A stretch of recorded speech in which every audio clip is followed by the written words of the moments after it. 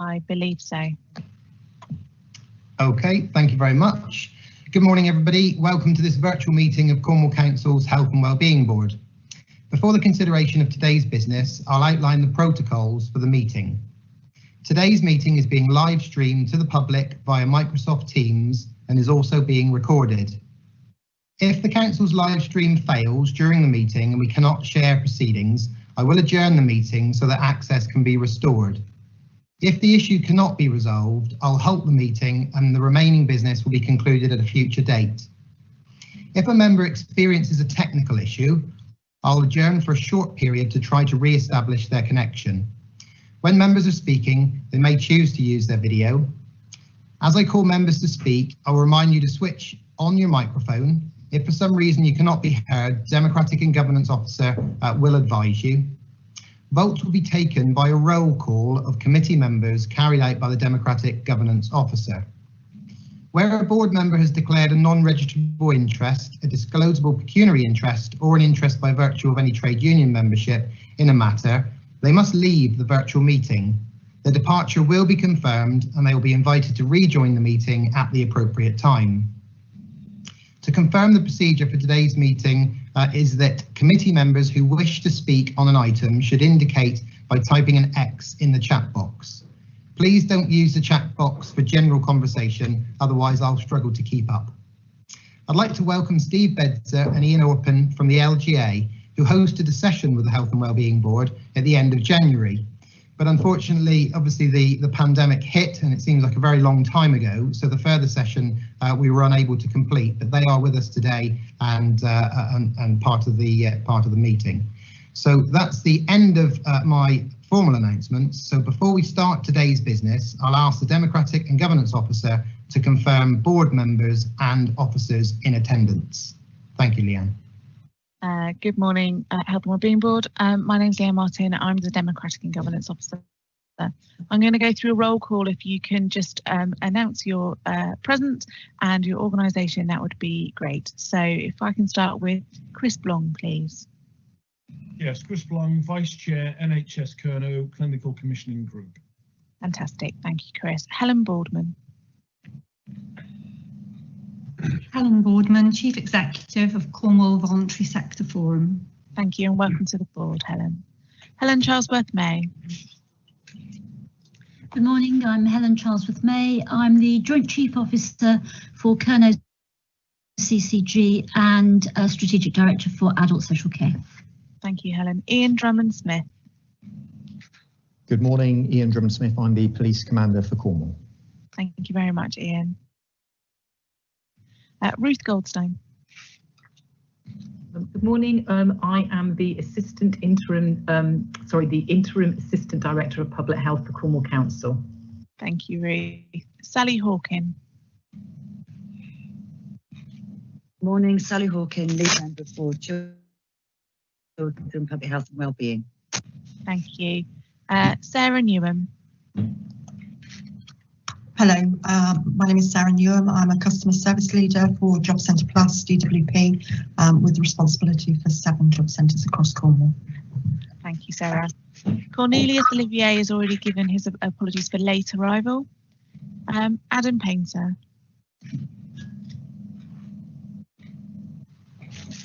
Good morning again, Adam Painter, Cornwall Councillor, Deputy Leader and Chair of the Health and Wellbeing Board. Thank you. Rob Rochell. Good morning, Councillor Rob Rochell, Portfolio Holder for Adult Social Care, Cornwall Council. Amanda Stratford. Good morning, Amanda Stratford, Chief Executive, Healthwatch Cornwall. Thank you. Meredith Teasdale. Hello, Meredith Teasdale, Strategic Director for Children's Schools and Families, Cornwall Council. Thank you. Mike Thomas. Good morning, Councillor Mike Thomas, Councillor for Helston North Division. Thank you. And Jodie Wilson. Good morning, I'm Jodie Wilson. I'm the Engagement and Volunteer Manager at Healthwatch Cornwall. Thank you very much. I know the Chairman has already introduced them, but just so that you are aware, we do have joining the call today Steve Bedser and Ian Orpen from the Local Government Association, and we will have a number of officers presenting today. These include Jonathan Price, who will be presenting the Better Care Fund, Caroline Court, who will be presenting the Director of Public Health Annual Report, Tim Francis, who will be presenting the Mental Health Strategy, and Anthony Ball, who will be joining us to help with the COVID-19 Recovery, Governance and Oversight and Qualities papers. That is all of the officers other than myself and the technical officer who's on today's meeting, who's Lynn Davey. Thank you very much, Leanne. So now we'll move on to the agenda items. So the first agenda item is apologies for absence. Leanne, would you like to list the apologies for absence, please? Yes, of course. So we've had apologies from Ian Chorlton, Phil Confew and Rachel Wigglesworth, and Ruth, who you've just been introduced to, is her substitute today. Thank you very much. Are there any further declarations of interest? No, that's great. Thank you. We'll move on to minutes of the meeting held on the 23rd of January 2020. We've got pages 1 to 12. I won't go through them in detail, but if there are any issues arising from them or matters of accuracy, if anybody would like to come straight in with those. Mike Thomas. Yes, could page 1. Could councillor be put in front of my name, Leanne? There are many Mike Thomases around, obviously. Yes, of course. Sorry, the system obviously hasn't picked that up. Of course, I can alter that. Thank you very much. Not a problem. Thank you. I think perhaps that's the same with Cornelius Olivier. Obviously, with the Health and Wellbeing Board, we have a mixture of different people, both elected members as well as members from other organisation. So yeah, perhaps that would be helpful, Leanne, because I know there's councillors in front of some of the names, but not all of them. So perhaps just for consistency, that would be helpful. That's fine. Thank you. Any other items anybody would like to raise within the minutes? Chris, would you like to come in? Chris Blong. Yes, thank you, Adam. I think this is the last time we met, which is 12 months ago, formally. We've had the informal meeting. And I just would think and ask fellow members if we think actually we do want to really try and have these quarterly meetings. I know there were good reasons why they were stopped, and I think the meeting in December was cancelled because of attendance or clashes with diaries. I just wonder whether we actually we agree on undertaking to actually make sure we hold these meetings quarterly wherever humanly possible. And I think MS Teams gives that ability now more than we had before. Yeah, thank you for those. It certainly is our intention to make sure that we can hold them. And as you say, with Teams, it might be easier for people that are travelling some distances to be able to make these meetings. So hopefully that's certainly our intention. I have no further X's in the box or people wanting to come in. So do I have somebody who would be happy to propose and second the minutes of the meeting held on the 23rd of January? Chris is happy to propose. Chris Blong, seconder. Rob Rothschild is happy to second. Thank you, Rob. We'll take the vote by roll call. Thank you, Leanne. Thank you. So if board members, you can confirm if you are for, against or abstaining, that would be great. So if I can start with Chris Blong, please. For. Helen Boardman. For. Helen Charlesworth May. For. Ian Drummond Smith. For. Ruth Goldstein.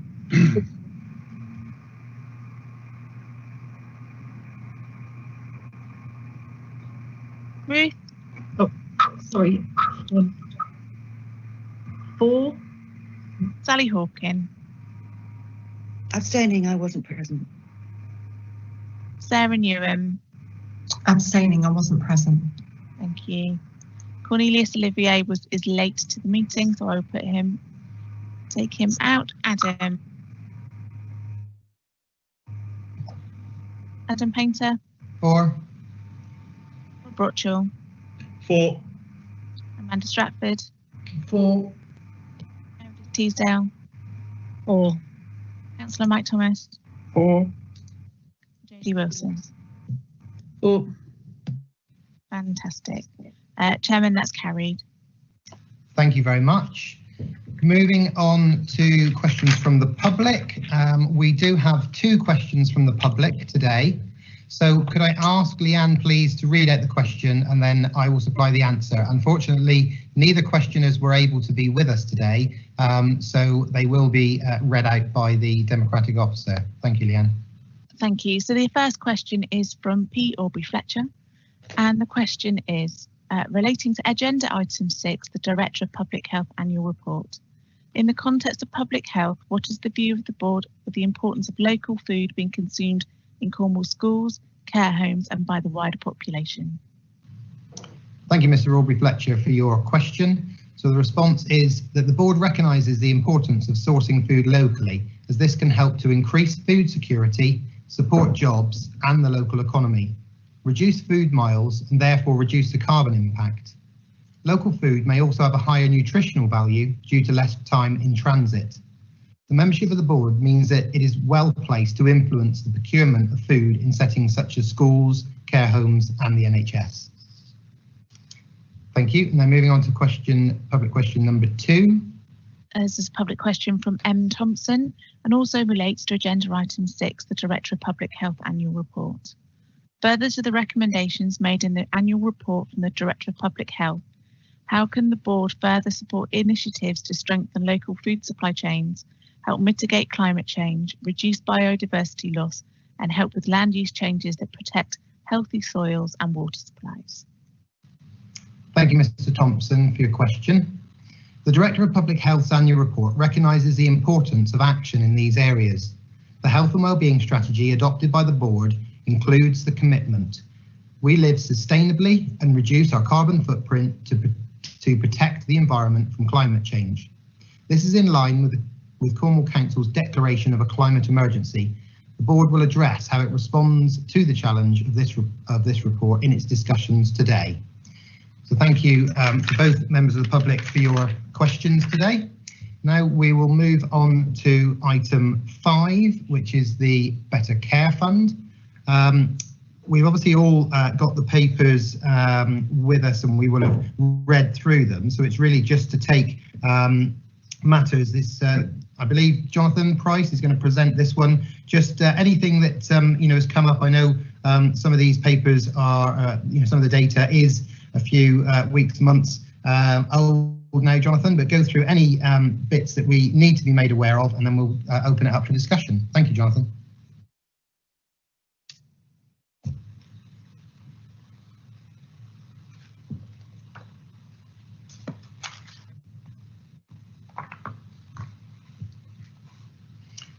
Are you able to unmute, Jonathan?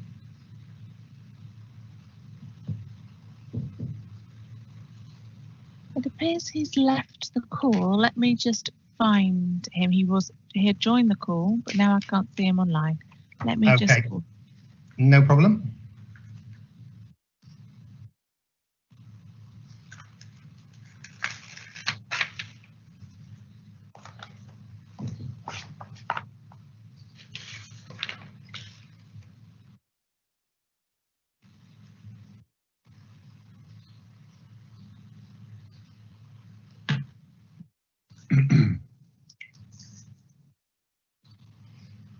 It may be easier, Leanne, if Jonathan has dropped off the call, that we move forward to item 6 and then we can come back to the Better Care Fund if that's okay. Yes, that's absolutely fine. If Caroline is on the call, then she's happy to move forward. Okay, members, so we will just move forward to item 6. So it's the Director of Public Health Annual Report, and Caroline Court is with us just to present any highlights before discussion. Thank you, Caroline. Thank you, Chair, and thanks for the opportunity to present this report. I'll just get it up on the screen if you'll just give me a minute. So the theme of this year's annual report is planetary health.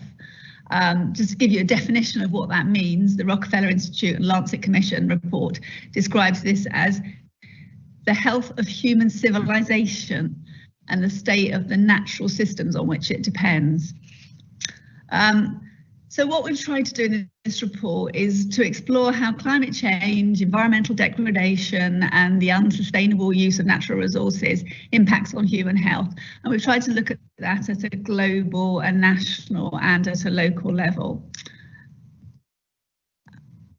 So the question really is, why is planetary health important? I think because we're already starting to see the impacts of an unhealthy planet, and without both mitigation and adaptation to this, the impacts will be significant in Cornwall in terms of health and well-being. And the impacts, of course, will be greater on those people who are least able to cope, so that potentially increases health inequalities. I think it's worth saying at this point that this report was written pre-COVID. It was actually written in December and January to support the Council's declaration around climate crisis.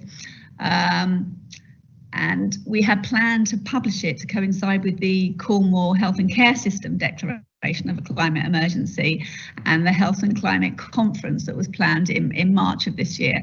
But clearly events overtook us with coronavirus.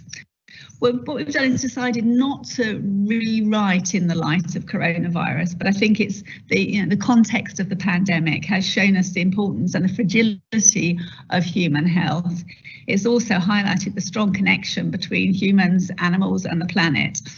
And it's also shown that we can dramatically change the way we live in order to protect our health. So I'm not going to go through it in detail. It's just those are the main areas that we looked at. Clearly, there are impacts in Cornwall already. We know that there are 9 air quality management areas in Cornwall where air pollution is above recommended safe levels, and there's new evidence coming out all the time about the link between air quality and health. And actually, some recent reports have said there probably is no safe lower limit for air quality. Water quality, for instance, in Cornwall, we have 73% of surface freshwater assessed as less than good. So even in a place that seems to have a healthy environment, there are issues that need to be dealt with. I won't go through the others, but just think it's just worth highlighting the disease chapter if you're interested. That now in retrospect seems quite prophetic in light of coronavirus, because we talked about zoonotic diseases. Those are diseases that transfer from animals to humans, which is obviously what coronavirus has done. And we talked about how human activities can lead to the emergence of new diseases. And that chapter actually finishes with a graphic on hand washing, which we've of course now all become very, very familiar with. Sorry, I can perhaps take that off. That would look better, wouldn't that? I can't get it to change, sorry. Let's move on a slide. Okay, so just moving on to the recommendations. We made 13 recommendations, and I won't go through them. You can read them in, but they vary from recommendations at organisational level. So things like considering planetary health in all policies and all decisions, thinking about planetary health in commissioning and procurement, and then through onto if I can just change through to those recommendations that apply to the individual, and that includes the recommendation, the last recommendation 13, which looks at the Eden projects, what individuals can do, pledges that can be made. That's all I would like to say on that. Thank you very much. Happy to take questions and comments, and in light of the previous public questions, perhaps to think about how this board can support the recommendations of the annual report. Thank you. Thank you very much, Caroline. That was a quick look through, and I think it's a really interesting report. I know it was one that was discussed as well yesterday at Health Scrutiny Committee. Do we have any questions or items of discussion that anybody would like to raise? I'm not seeing any X's in the box. They're starting to come in now. Thank you. Could I start with Councillor Mike Thomas, please? Thank you, Chair. Thank you, Caroline, for your detailed report. Just a really simple question. Do you feel that the issue of plastics in our in our communities across the planet is given enough place in the report, as there is still a lot of ongoing research as to the effect of plastic in the food chain.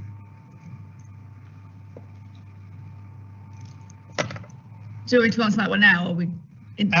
I'll take the next question and then we'll answer them both together if that's okay, Caroline. So Chris Long next, please. Yeah, thanks, Adam. I think my understanding is we're pushing pretty much against an open door about the importance of what you're suggesting in this report. I think for some, though, it's so generic, it's difficult to actually get a grasp of this and actually translate that into something meaningful to do. And I know you've got the recommendations, but I just wonder whether we're also try to target more specifically certain actions for certain sectors of society that perhaps need to do more in that area, particularly industry and the like. And one of the things that's become increasingly worrying recently is the amount of litter that people are just discarding, poo bags and all the rest of it around the environment, around the countryside. And it seems to have been an explosion in all of that. And I just don't understand how that message isn't getting through. But more importantly, what are we doing to stop that happening? Because that's just significantly adding above and beyond the measures that we're proposing. So I just wonder whether we need to target this a little bit more into certain sectors of society. Thank you both. Caroline? Yeah, thank you for the questions. I think the issue of plastics is an interesting one. I totally agree that there's a lot of evidence around food chains and it is extremely concerning. However, I think there is a risk that that becomes a bit of a distraction from the climate change issue. I think one of the recommendations talks about actually we need to be thinking about reducing and reusing just as much as we talk about recycling, because you know, if we still have to take the oil out of the ground and making them into plastics, despite all the recycling efforts, because a lot of things aren't recyclable, we're still going to end up with an ongoing significant issue. And in terms of Chris Blong's comment, yes, I totally agree. I think, you know, when you're writing a report, it does sometimes have to be quite generic for a subject as big as planetary health, and there certainly is further work to be done in terms of thinking about, well, what difference can we make in Cornwall, building on the carbon neutral Cornwall work that's already happening. Thank you very much. I think there's certainly an awful lot of statistics in here that really are interesting to look at, and as you say, with the current situation that the world finds itself in with this pandemic, it really does bring into sharp focus about how, you know, we all do have to work as one planet. Meredith, would you like to come in, please? Thank you, Adam. Thank you, Caroline. Absolutely really interesting report, and the response at the end to the recommendations that were made in the first place, and the response particularly of children and young people is really powerful. And I suppose I've got two questions. One was the involvement of children and young people in creating the annual report and their voice within that, and I'm sure there was, because a huge amount of work has taken place with our young people talking about climate change and them very much being at the fore of the conversation prior to COVID.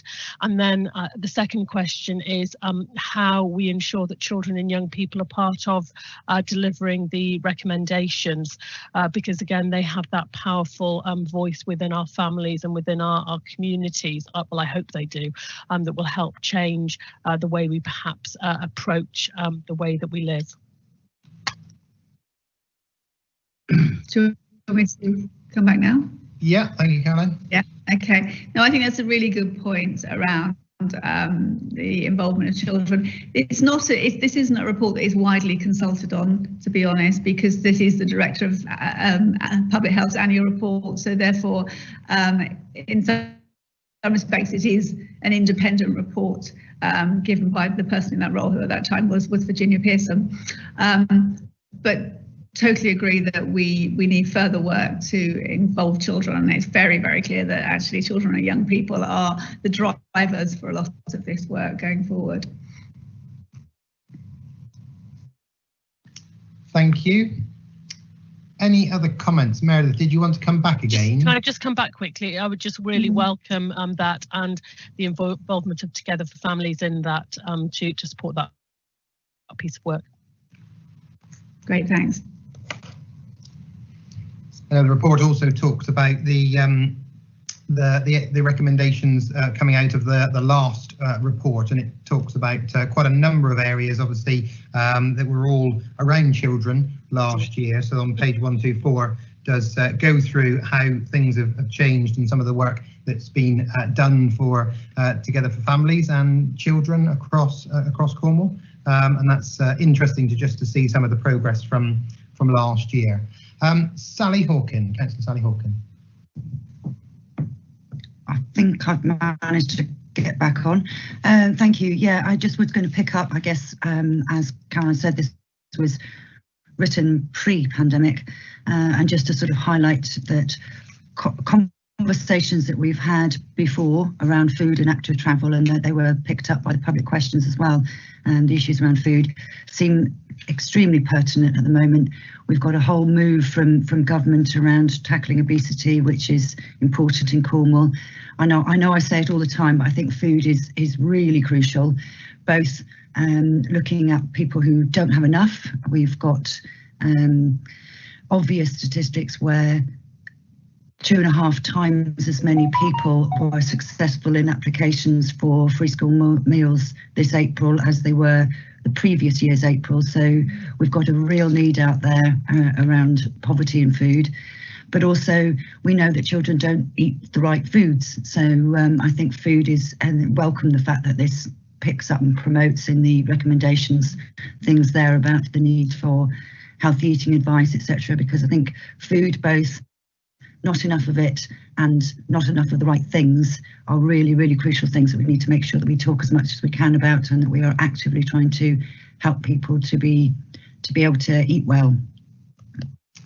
Thank you. Can I bring in the next couple of questions, please? Helen Charlesworth-May next, please. So it's not really a question, but it does sort of pose the question we as a board need to answer, because the strength of this report is that it demonstrates the inextricable link between the planet and human health. And often we don't have the conversation in that way. We talk a lot about planetary health in the context of preserving the good things of the planet without necessarily talking about the people dimension of that. And I think the tool that the council is using that links the environment and social factors around people is really positive, and the development of the social aspects of that is really important. And I think the thing for us as a health and wellbeing board is being really clear about what we specifically are going to champion, not quite the same thing at all, what we are going to champion as a health and wellbeing board as part of the environmental agenda, so that we really, really explicitly maintain the links between the public's health and the planet's health. Yep, thank you. I think it's very much questions that we need to be thinking about, and I know that almost every organisation is thinking about that, and certainly with COVID, it might have accelerated some of our thinking in some areas. Certainly, just holding a meeting like this, I'm sure, is making quite a difference compared to us all coming together in Truro. So yes, there'll be a number of things, I'm sure, that will come out of the current situation that will be positive for our environment and our planet. Ruth Goldstein, would you like to come in next? Yeah, I think I was going to say something quite similar to what Helen said. I think the report is really highlighting and brought together just about everything that you could think about around planetary health and human health, and it's very stark, the relationships, and it does have to, hopefully will make people think more about what they can do within their own organisations. It was encouraging to hear Meredith say, she wants this to be something that Together with Families looks at and addresses from a young person's and children's perspective. So from a public health perspective, it's great that people are starting to think about what they can do. There isn't a simple solution to any of this, and it does need to be a collective response, which we have started, and you're right, Chairman, again, and that some of the adaptations we've made during COVID, we need to continue to embed into our business as usual now, because that will definitely be supporting this agenda. But it really is beholden upon the membership, both as individuals and as a health and wellbeing board, to keep championing this, both within the board and within their own organisations, and making sure that we don't lose sight of the importance of the messages and the recommendations here. Certainly, thank you very much. Any further comments, Caroline, on any of those comments? I suppose I would just add, thinking about the health and care system declaring a climate emergency, which we expect that they will do in the near future, and what the Health and Wellbeing Board's role might be in supporting and monitoring and maybe receiving reports on that, might be a useful way of ensuring that there's some ongoing support to that process. Yeah, thank you. Meredith, did you want to come back in? Really, it was just a suggestion. So within our democratic process within the council, we have a wheel which looks at both social justice of the decisions we make, but also the impact on climate change. And I just wonder whether that is something that would be useful for other organisations to look at and to follow as well, because it does immediately link the decision making that we are taking place in our individual organisations to some of the recommendations within the annual report. So it just might be one of those helpful things which we look at sharing with other organisations. Okay, thank you. Chris Long, would you like to come back in? Yeah, it's relevant to recycling, and I just wonder whether members would like to reconsider whether we suddenly challenge what is recycled at the moment, and more importantly, what's not deemed to be recyclable. Because I know across the country there are different standards about what constitutes recyclable material. And so I just wonder whether we want to sort of look at that area for two reasons. One, you take away that need to throw so much more away into the rubbish, but also you, I think, reduce the amount of fly tipping if people can actually deposit their waste somewhere without it being an exorbitant charge. So I just wonder whether the whole area of recycling is looked at certainly as a priority, because I'm not quite sure at the moment we're able to recycle everything that potentially is recyclable. Okay, thank you. Amanda Stratford, would you like to come in next, please? Thanks, Adam. Yeah, it was just linking back really, I think, to Helen's point and someone else's point actually around how prophetic this report is. I just wanted to add, I guess, that in the mental health section, it's really pulling out the link between our natural environment and mental health in communities. And of course, we've seen the impact of that now when people haven't been able to get out and about, and the rising need for mental health support. So I just really wanted to make the point about our need as a health and wellbeing board to be really mindful of those linkages and to have a role in pulling together the areas of the authority that are looking at planning and the environment and health and wellbeing. Okay, thank you. Caroline, any further comments to some of the last couple of questions and statements?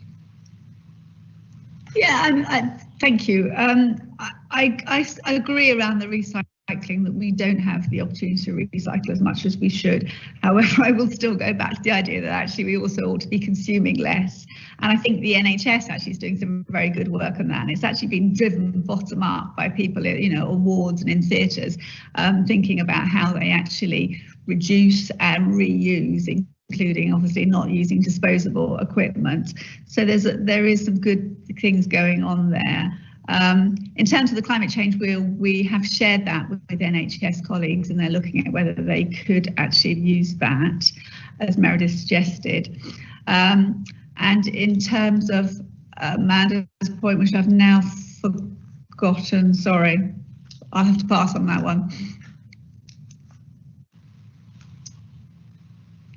Yes, I was just making a few notes. I think there's clearly an awful lot in here as far as the board looking at different things, some of which obviously we can influence directly, but other things that clearly sit in other places for other people to do. And I think just thinking about the impacts of the immediate issues we've had with COVID, there are a number of positive things, but equally there's quite a lot of negative things as well, such as sort of not being able to use public transport and quite a few things like that, which clearly have negatively impacted on climate change, with lots of people potentially going back in their cars rather than sharing any sort of mass transit systems, which clearly don't help the COVID situation. So yes, I think there's all sorts of those types of issues. So if anyone else would like to make a comment or question, please do so in the box. We'll soon be moving to our recommendations. Councillor Sally Hawkins, did you want to come back in? Thank you, Chair. I'm just thinking about the conversations that we had. I was going to say this time last year, but it might not have been quite this time. The last time we had the annual report, and there was very much a conversation about how does the Health and Wellbeing Board track and follow through that the things that are in the recommendations are things that we're all working on. I know this is a high priority for the council and the system, but I wondered whether there was something around having a point in time rather than waiting for the next annual to see a brief update on these issues, whether there's a halfway point where we track how we're doing against those recommendations. Yep, certainly. Caroline, any comments on the recommendations and how they're tracked and followed? Yeah, we were thinking about this. Actually, it was raised in Health Scrutiny Committee yesterday as well about this, and actually whether it would be useful to, for instance, have a separate section in the JSNA that looks at planetary health and therefore looks at what we can monitor in terms of what data shows us around that. I think that would be quite an interesting thing to look at, how much data you can get on anything less than an annual basis is a bit tricky, but we could certainly look at ways of monitoring those recommendations and reporting back if that would be useful. I've also just remembered what Amanda said about planning, and actually that's absolutely right about thinking about mental health and green space and getting that in the planning, and we're certainly working quite closely with planning now to try and influence that, but of course a lot of planning decisions get made according to specific criteria that don't always consider health and well-being. Sure. Councillor Mike Thomas. Yes, thank you, Adam. You mentioned that this report was heard yesterday at Adult Social Care at the scrutiny meeting. Can you give a sort of summary of how the report was received? Obviously, I can go and look online, but I just wondered if you were there or Rob could give some sort of response to how members took on the items that were raised. Was there much discussion? Do you want me to respond? I mean, there was a lot of discussion. Yeah, there was a lot of discussion, and they changed the recommendations. They went further than to say, I think the option was to note or to support the recommendations, but they actually went further.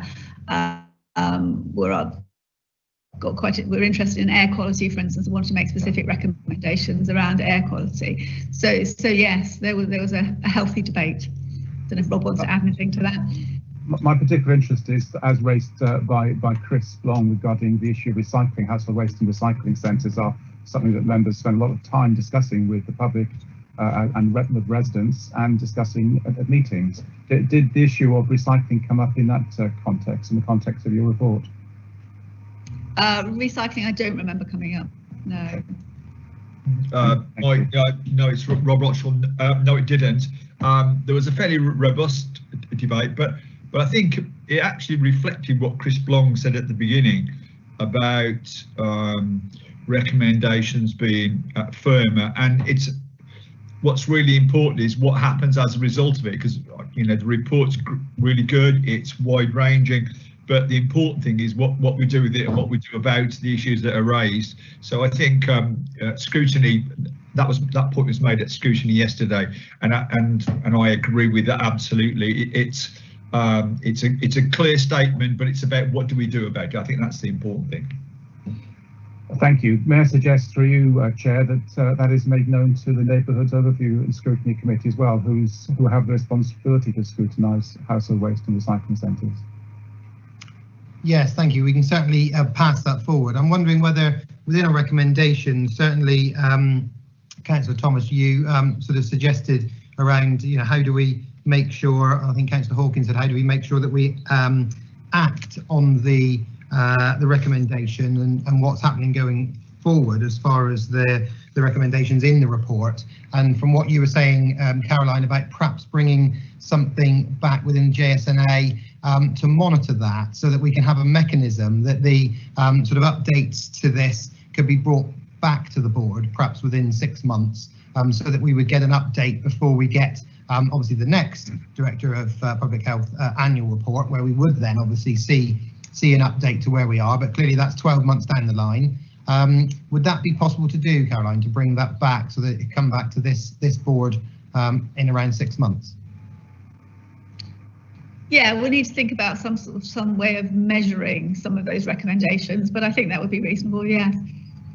Okay, thank you for that. I don't have any more indications of anyone else wanting to come in, but do I have somebody who's happy to propose and second the recommendations that are on page 56 of our agenda today? Chris Long, you're happy to propose. Do I have a seconder? Ian Drummond-Smith, thank you very much, Ian. So we had a proposer and a seconder. We'll take the vote by roll call again, so it'll either be a for, against or an abstain. If you're happy to do that, Leanne, we'll move to the vote. Of course. So as the chairman said, for, against or abstain, and I shall go through the list.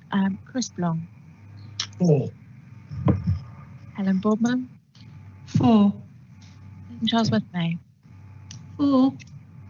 Ian Drummond-Smith. For. Ruth Goldstein. For. Councillor Sally Hawken. For. Sarah Newham. For. Councillor Adam Painter. For. Rob Rotchell. For. Amanda Stratford. For. Meredith Teasdale. For. Councillor Mike Thomas. For. Jodie Wilson. For. That's 13 for and therefore carried. Thank you very much, and thank you very much, members. Thank you, Caroline, for presenting the report today. So if Jonathan is with us now, we will just jump back to agenda item number 5, which is on page 13, which is the Better Care Fund and the Improved Better Care Fund update 2019-20, quarters 3 and 4, and the budget outturn report. Jonathan. Hi, sorry about that previously. So I'm just going to run through the report very quickly, just focusing on key performance areas and pulling out 1 or 2 key points. So obviously this year's Better Care Fund reporting has been impacted by COVID-19, so we won't be completing the full close down until the end of this month. But the performance data is here for consideration. So high level, positive performance in terms of the reduction in terms of non-elective admissions to hospital. That continues to make progress. Outcome 2, reduction in delayed transfers of care. This has not maintained a reduction this year, so we haven't been able to maintain the gains made in the previous years. So the target of 71 delays per day has not been achieved. Clearly, more work to be done there. In terms of a subset of this performance, stranded patients and length of stay, there is some positive news in terms of our performance against some of those indicators for stranded patients. So some of the overall investments that we're making are showing positive return, but more work to do there. A reduction in the emissions to residential and nursing homes. Again, this target is above performance, but evidence is showing that Cornwall is performing well against the rest of the southwest. So more work to do there, but some signs bring some encouraging signs there. And then the final indicator, increased effectiveness of reablement, so positive performance there, but more work to do in 2021 to strengthen the position. So in ensuring that we've got steady supply referrals into the service, that we've got adequate capacity to take those, and that we're able to continue to focus that service on reabling more complex and high need patients. And really the final bit of that to make sure that we further accelerate our ability to provide home care at the end of reablement. So those are the key performance areas. The other bit that I'll just draw everyone's attention to is the finances. So this year the overall fund overspent, and there will be a need in this year's, the 2021 Better Care Fund, to redesign the schemes within that funding envelope, and to focus the actual Better Care Fund more towards the over 65s group. So I'll end there and take any questions. Thank you very much, Jonathan. If anybody would like to make any questions or any comments on the report, please do put across in the chat box. Could I start with Councillor Rob Rothschild, please? Yeah, thanks, Adam. It's an observation, really. At the bottom of page 14, we've got the 4 national metrics, and of course, we were doing really well against those metrics prior to COVID-19, and of course they are nationally set figures. So I'm just wondering whether there will be an alteration to those, because clearly the delayed transfers of care, non-elective admissions to hospitals and care homes, pretty much all of those will have been affected quite significantly by COVID-19. So of course we're 3 months in, or more than 3 months in now to the pandemic. It's still there. It hasn't gone away. It's still there. So there will be continue to be impact for the foreseeable future. And Chris Whitty, one of the chief scientific advisors to the government, saying it's still going to be around and having impact at least until the spring next year. So it'd be interesting to note whether those national metrics are changed, or how much allowance is going to be made for. I will be very surprised if anybody across the country reaches the targets, but it'd be interesting to note whether in fact they change, or just give an allowance that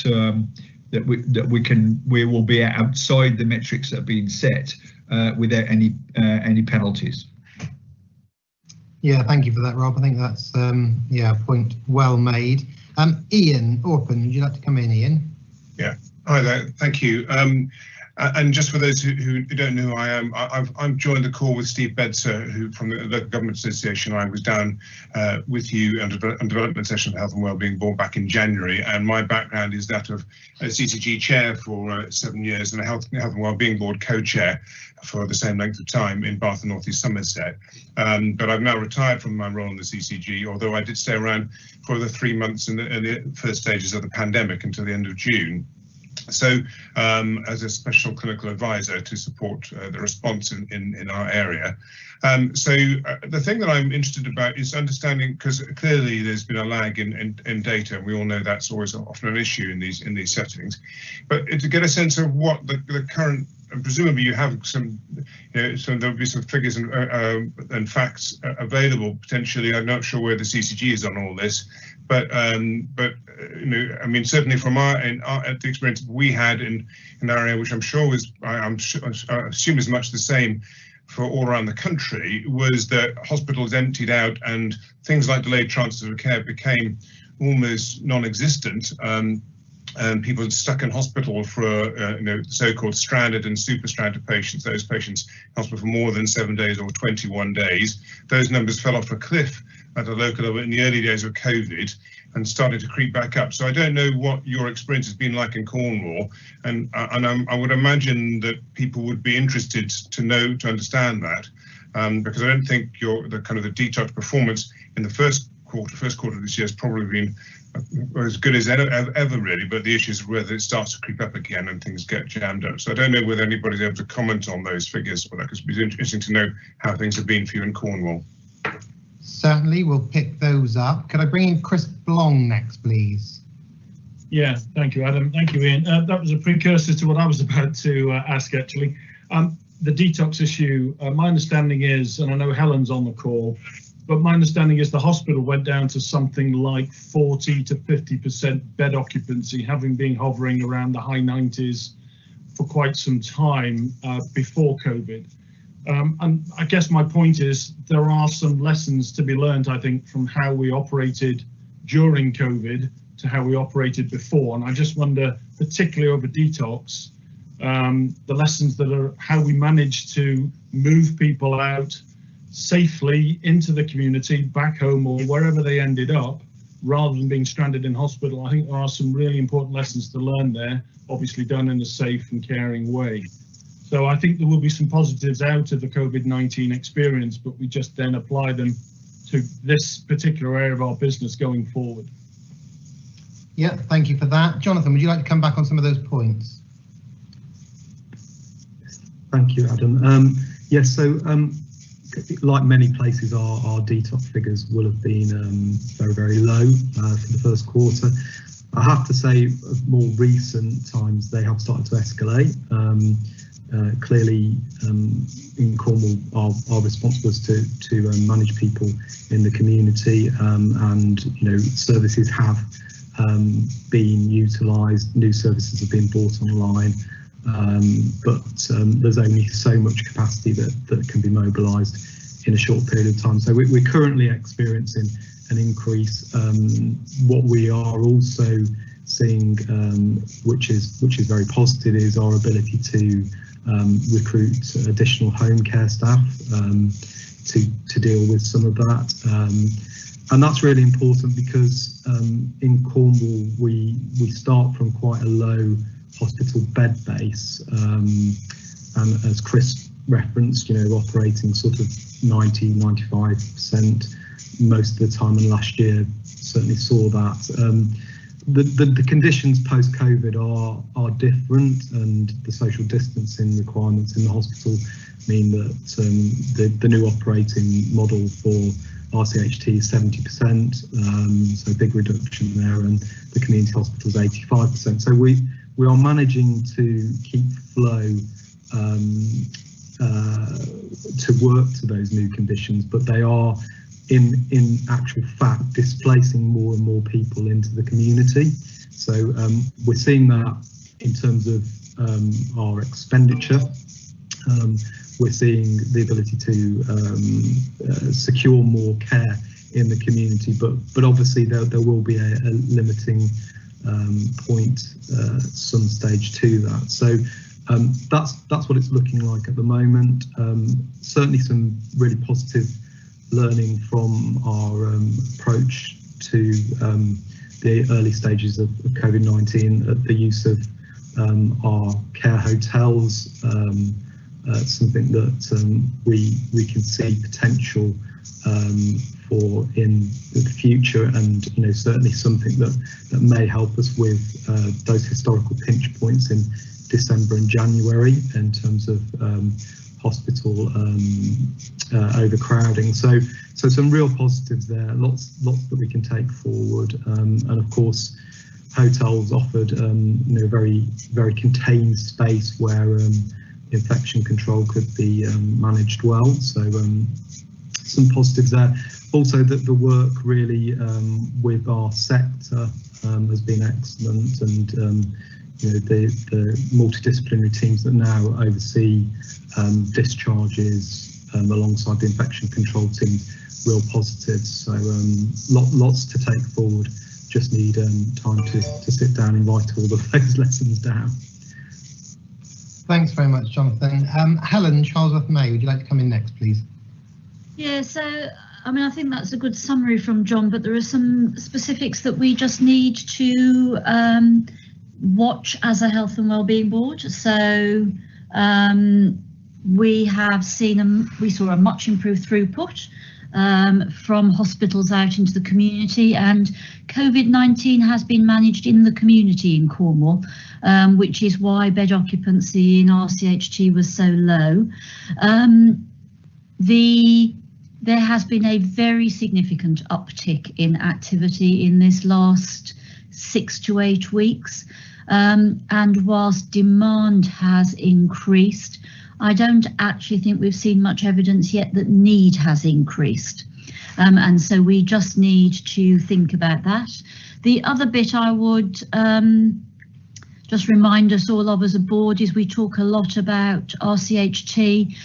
We also, of course, have 20–25% of our population use our hospital in Plymouth. And for the first time, they are encountering problems with discharge and delays that we've not seen previously.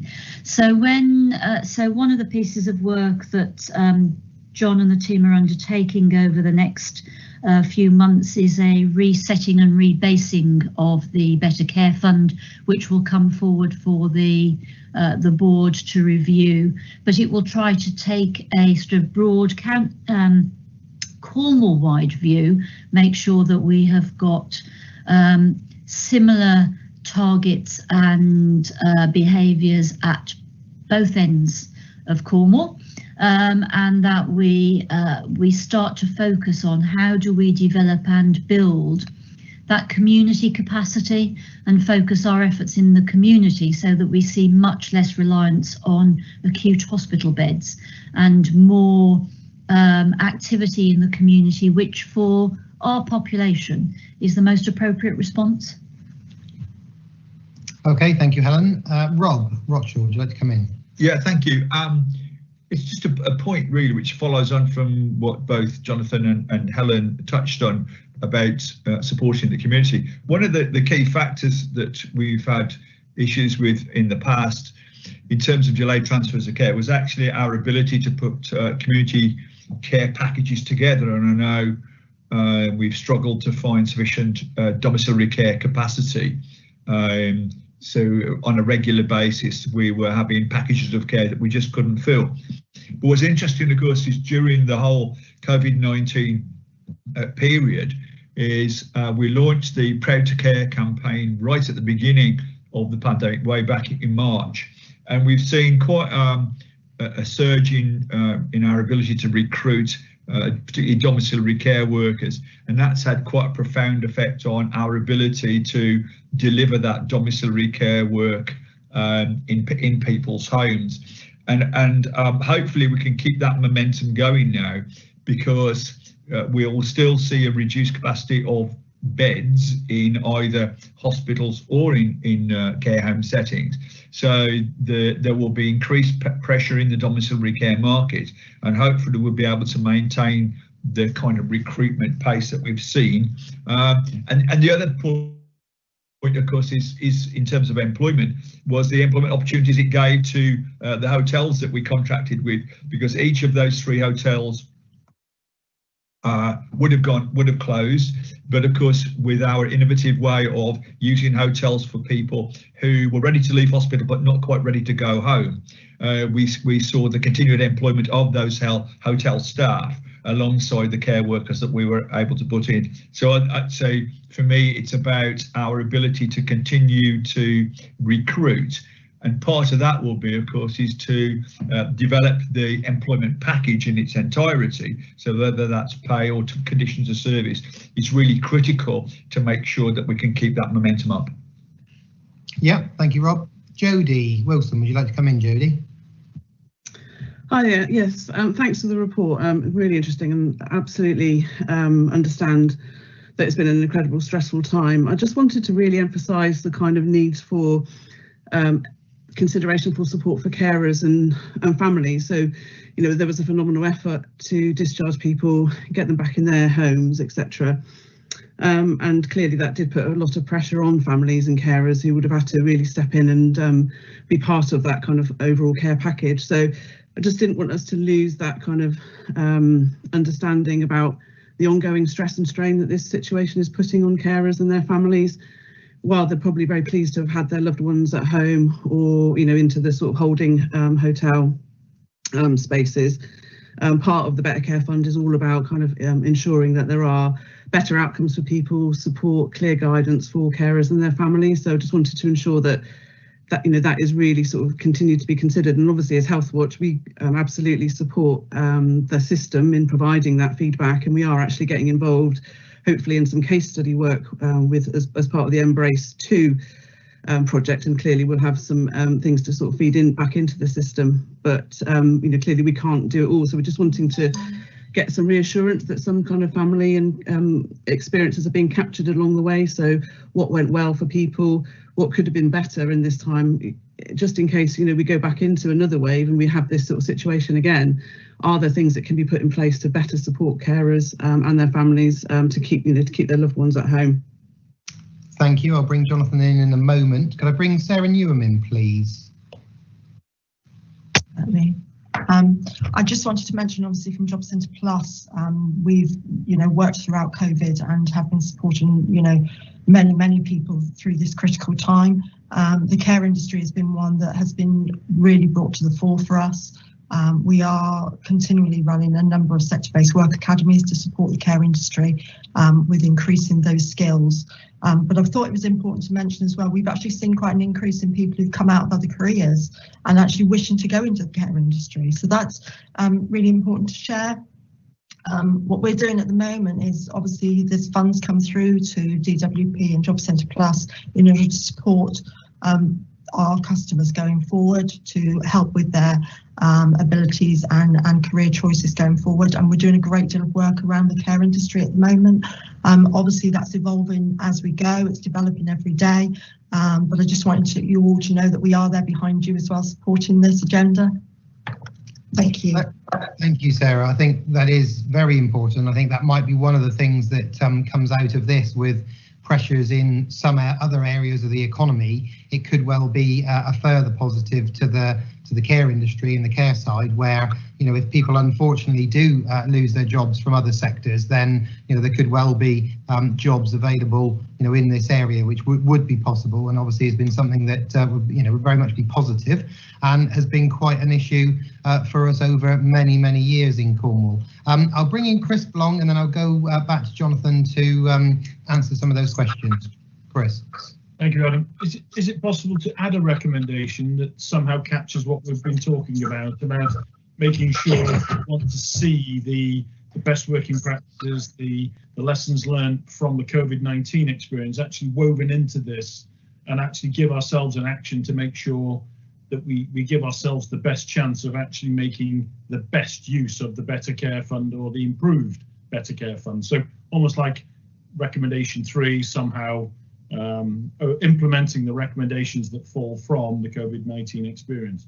Is that possible at this stage?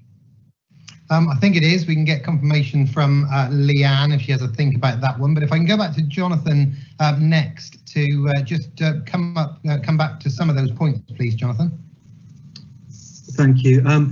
Yes, I mean, Jodie, absolutely, you know, the support from friends and family, the voluntary community sector, to allow us to discharge safely people during the peak of COVID, you know, can't be understated. It was significant. And any programs moving forward will recognise that. You know, we have invested in carers services previously, but you know, the point that Helen makes about you know, rebuilding the Better Care Fund, that will be carers will be a key strand in that. and there's lots and lots of positive learning from the COVID period that will help us shape that, along with working with people like yourselves and your organisation to design that. So you know, absolutely to reassure you that that is front and central of any future Better Care Fund. To the point around Job Centre Plus, again, we can see this. You know, our providers are reporting that you know, they're receiving great response to adverts. There are lots and lots of new entrants into care, and that's positive. We know that the work we've done around the improved terms and conditions for the staff that we contract with through both the council and the NHS will help us to retain that group of staff. So it's about now ensuring that the best possible experience and training is delivered to support that. And there's lots of work. I know my colleagues are in contact with Job Centre Plus and some of the lead provider organisations like CPIC are certainly pushing this, using the Proud to Care brand, because as Rob says, we really do have something here that we can build upon, and it's really important, because if this new model of care is, as I've stated, much more of a community model, we're going to need that rebalancing of the workforce in the community. So really key points, but to reassure you, more work to do there, but thank you. Okay, thank you. Leanne, some words around a third recommendation that Chris was asking for. Have you got something that we could add in? So I put together some words which you can tweak should you wish. Was that the BCF recognises and actions the lessons learned from COVID-19 pandemic. Chris, how does that sound? I think that sounds fine if we're all happy with it. It's just to make sure that we do actually have some form of action and oversight role rather than just noting what's gone on. I just feel BCF has been quite a thorny issue over the years, and there are certain areas that we just haven't really achieved the targets we've been set or we've set ourselves. And I just think if there's anything out there that can help us do better and be more efficient and effective with the monies that we have from BCF, then for me that's a win. Yeah, okay, thank you. If you're happy with those words, are you happy to propose those three recommendations as laid out on page 13? Yes, do you remember? I'll put an X in the box. Yeah, that's fine. If you're happy to propose those, do I have a seconder for the recommendations, please? Thank you, Councillor Rob Rothschild, seconding those recommendations. So just to be clear, the recommendations are: 1, that the Better Care Fund and Improved Better Care Fund report is accepted, and 2, the current position with the Cornwall BCF Plan 2020-21 is noted. And then we've added a recommendation 3, which Leanne, if you want to just quickly read again. Yep, so it's that the BCF recognises and actions lessons learned from the COVID-19 pandemic. Thank you. So those recommendations have been proposed and seconded. We'll take the vote by roll call, please, Leanne. Okay. As previously, members of the board, if you can state if you're for, against or abstaining. Chris Blong. For. Helen Boardman. For. Then Charles Smith May. For. Ian Drummond-Smith. For. Goldstein. For. Councillor Sally Hawken. For. Sarah Newman. For. Councillor Adam Painter. For. Councillor Rob Rothschild. For. Amanda Stratford. Hi, I'm sorry, it's Jodie Wilson. I've just had a message from Amanda to say that she just had to take an urgent call, so she'll abstain. Okay, thank you. Meredith Teasdale. For. Mike Thomas. For. Okay, Chairman, that was 12 votes for, and therefore is carried. Thank you very much. We will just take the next item, item 7, and then we will pause for a 10-minute break just to stretch our legs and be able to grab a drink or a comfort break. So we will take the next item, which is agenda item 7, Devon, Cornwall and the Isles of Scilly Annual Health Protection Committee report. The page numbers were slightly wrong on the agenda item. So the page number for this one in the report, the paper report, says 123, but it starts on page 136, which is where the recommendations are. So I would like to ask Ruth, I believe you're leading on this one. Yes, thank you very much, and thank you, Health and Wellbeing Board, for receiving this report. I'm taking it that it's been read and that people have read the summary as well that we've provided, so I don't intend to sort of reiterate anything. I just wanted to bring a couple of things to the notice of the board. First of all, it's important to understand that the data included in this is data from April 2018 to the end of March 2019. Unfortunately, there is a delay in us getting our data through about our immunisations and screening from NHS England, so it doesn't really come through until sort of September, October, unfortunately, which is why the report is only with you now. So clearly, you know, there will be a more up-to-date report, hopefully by the end of this year, than you've got here. I think what the report indicates, though, is that overall, across Cornwall and the Isles of Scilly, in terms of screening and immunisation, we are doing well. In a lot of cases, we are above the national average. It's not a perfect system, though. Particularly, we've got issues with low uptake of some of the adult vaccinations like shingles and pneumococcal. That kind of reflects what's happening in the rest of the country, but it isn't a comfortable position to be in, as these are effective vaccinations and was something we were hoping to work on at the beginning of this year. That's clearly been delayed, but will be part of our flu planning and winter vaccination programme for this year. The childhood immunisation programme is again quite positive, mainly particularly for the younger children, and like the rest of the country, we struggle with getting our uptake of the second booster of the MMRs, and there has been some work going on about that, and that is going to be ongoing as well. So I should just ask you if anybody's got any questions about the report. I'm very happy to take them and give as much information as I can. Thank you very much, Ruth. I will just, if anyone would like to make any comments or questions, please do put an X in the chat box. Hopefully the report is fairly self-explanatory, picking up on what's gone on with the data that's there.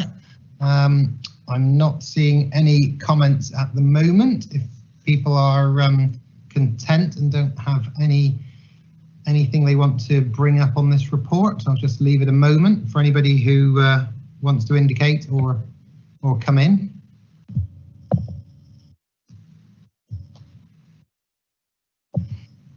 Okay, if everybody's happy with the report, thank you, Ruth. We have just the one recommendation that the findings of the health protection report be noted. Could I have a proposer and a seconder for that recommendation, please? Mike Thomas is happy to propose.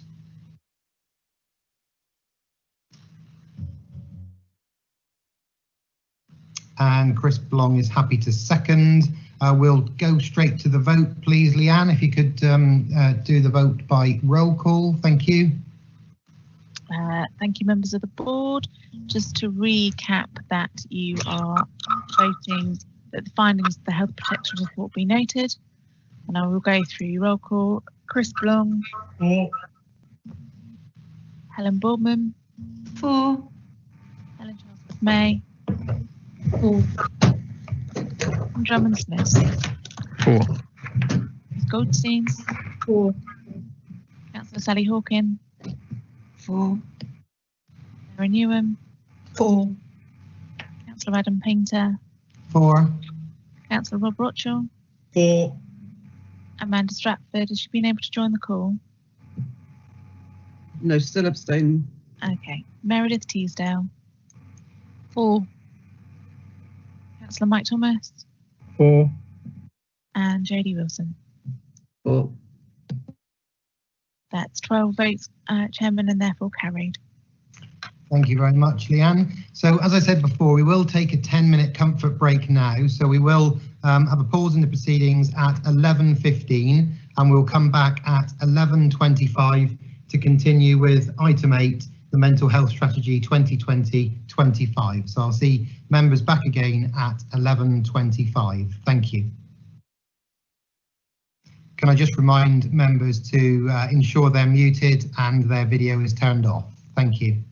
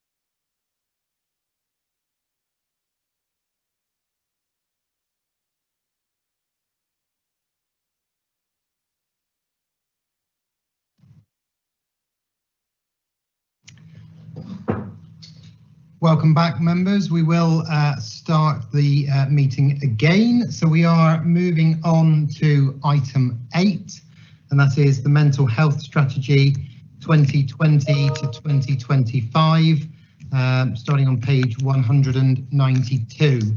I'd like to bring in, I believe Tim Francis is with us for this report. Hello, Chair. Hi, Tim. If you would like to just highlight any of the important areas of the report, we obviously will assume members have read it, but over to you, Tim. Thank you. Thank you, Chair. Thank you, Board, for agreeing to agenda the Adult Mental Health Strategy 2020 to 25.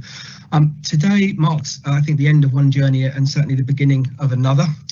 The journey of listening and learning and understanding and co-designing of the strategy you see in front of you started in October 2018 with the launch of a mental health multi-agency workshop focusing on the needs of the adult population across Cornwall as well as the Isles of Scilly. From the outset, there was a commitment to a clear process of involvement, engagement and listening to ensure that we have a co-produced product. And an emphasis on those who deliver services, listening to those who receive services, and also coming together to design a future which is robust and sustainable.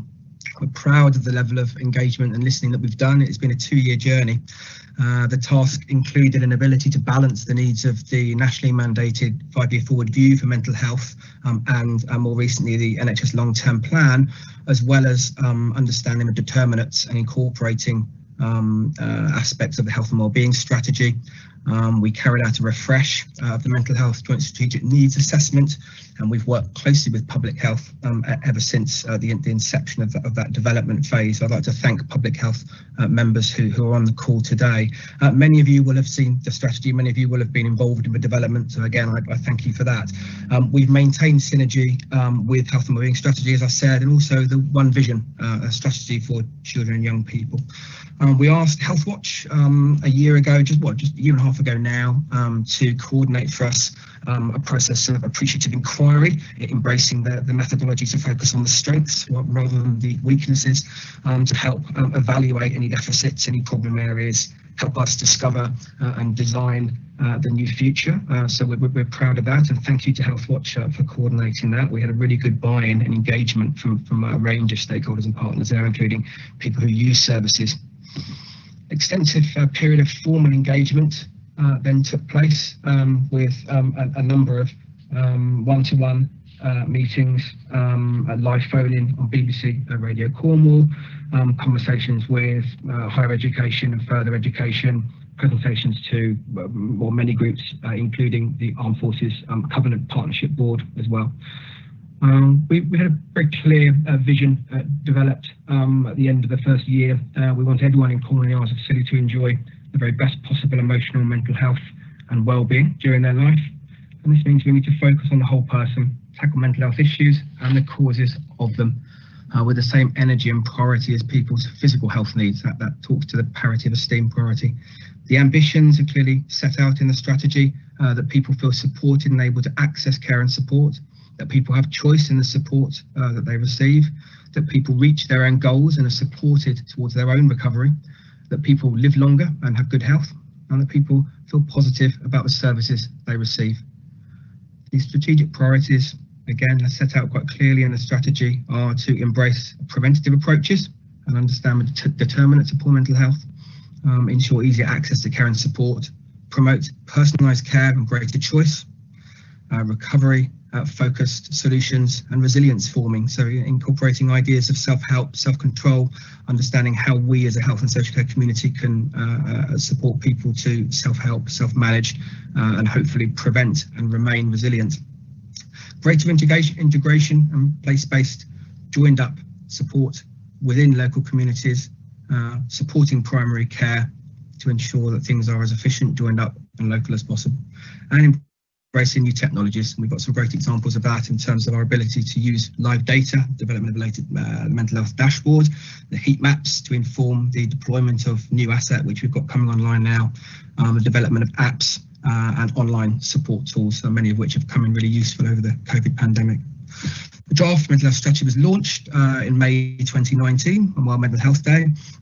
We then had a conference which was hosted by Healthwatch. Again, thank you. We were invited the Chief Executive of Mind, Paul Farmer, down, who gave a firm endorsement of the strategy and stated that we were ahead of the curve in terms of our approach and our understanding of the needs now and into the future. We extended formal engagement in response to a number of requests from the public and partners, and I'm pleased to say that we incorporated all of the feedback, which is now represented in the final document.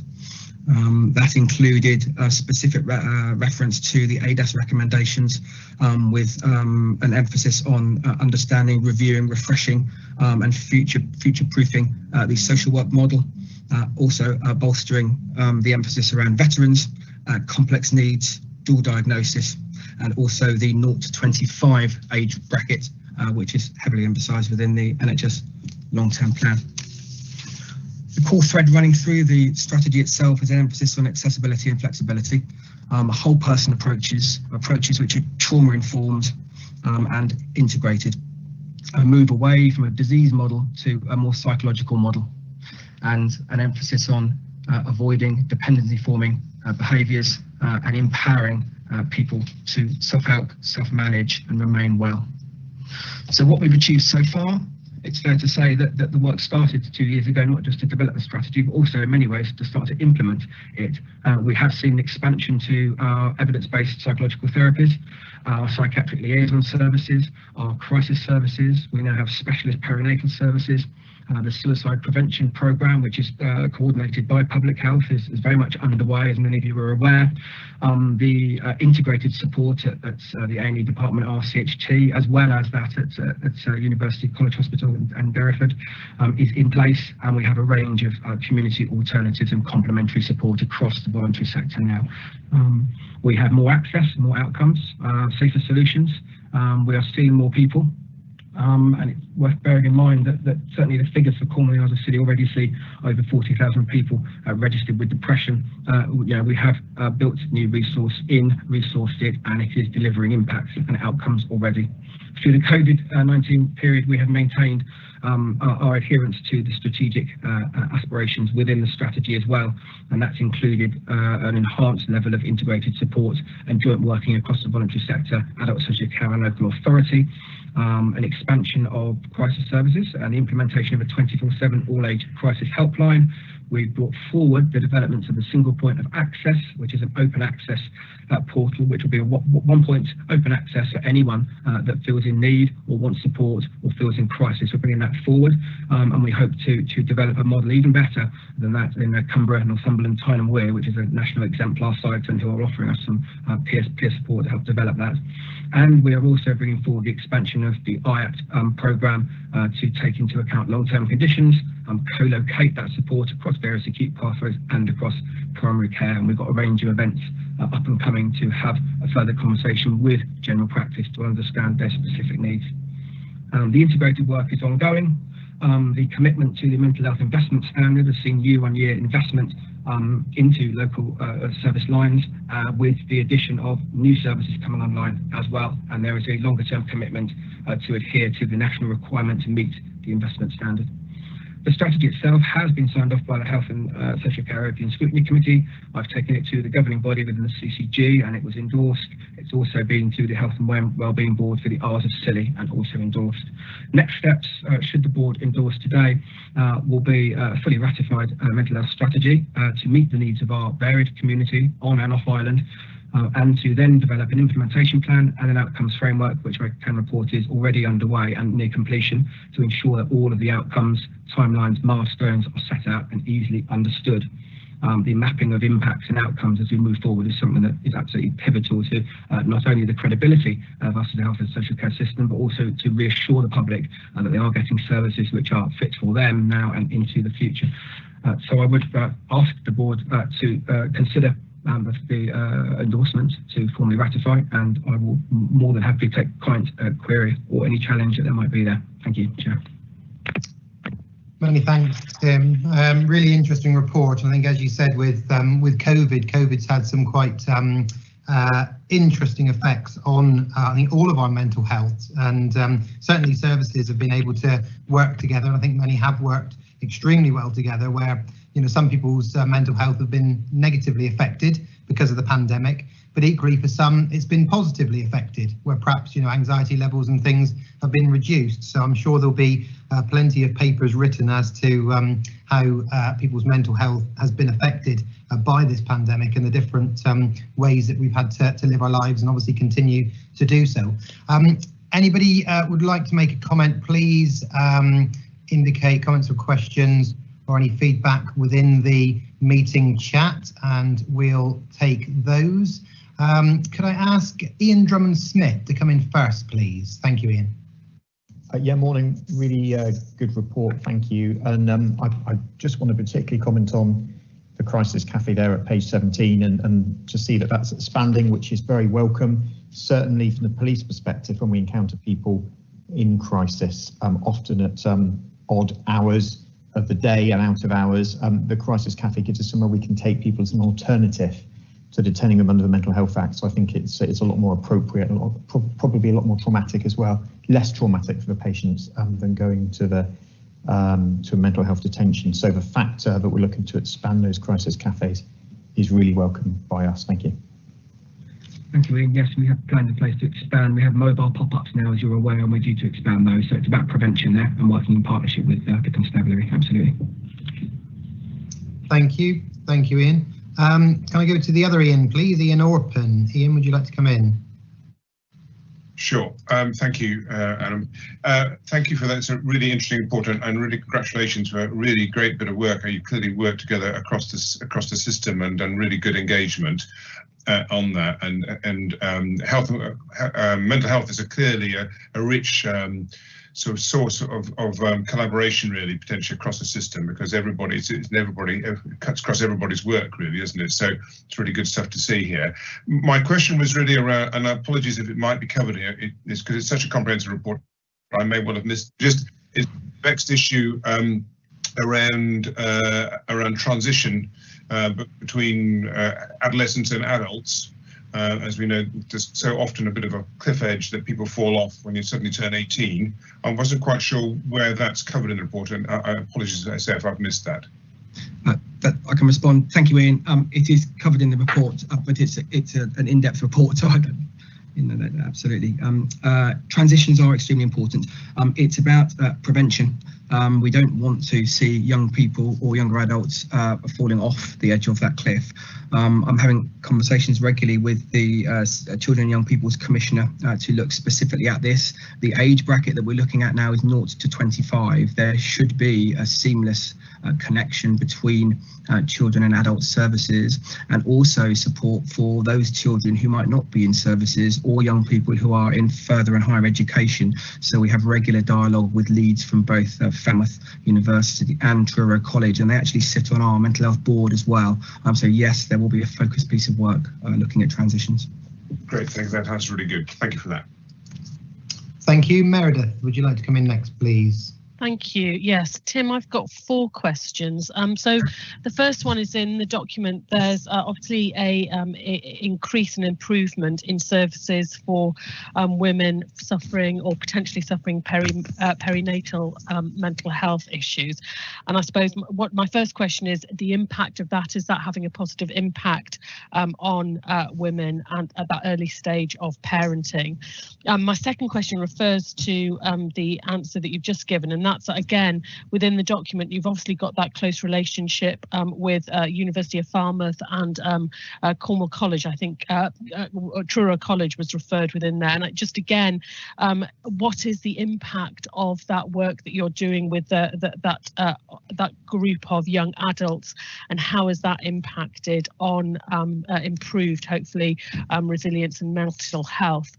And then the 2 last questions. One is around equality issues. issue. So I didn't see within that report the actual focus on perhaps different communities within Cornwall. I'm sure that is part of the work that you're doing, but it was just to get some assurance that, for example, within the resident survey we've recently undertaken, there does appear to be a slightly higher concern around mental health issues within our LGBTQ plus population, and just whether that is recognised within the response to the strategy.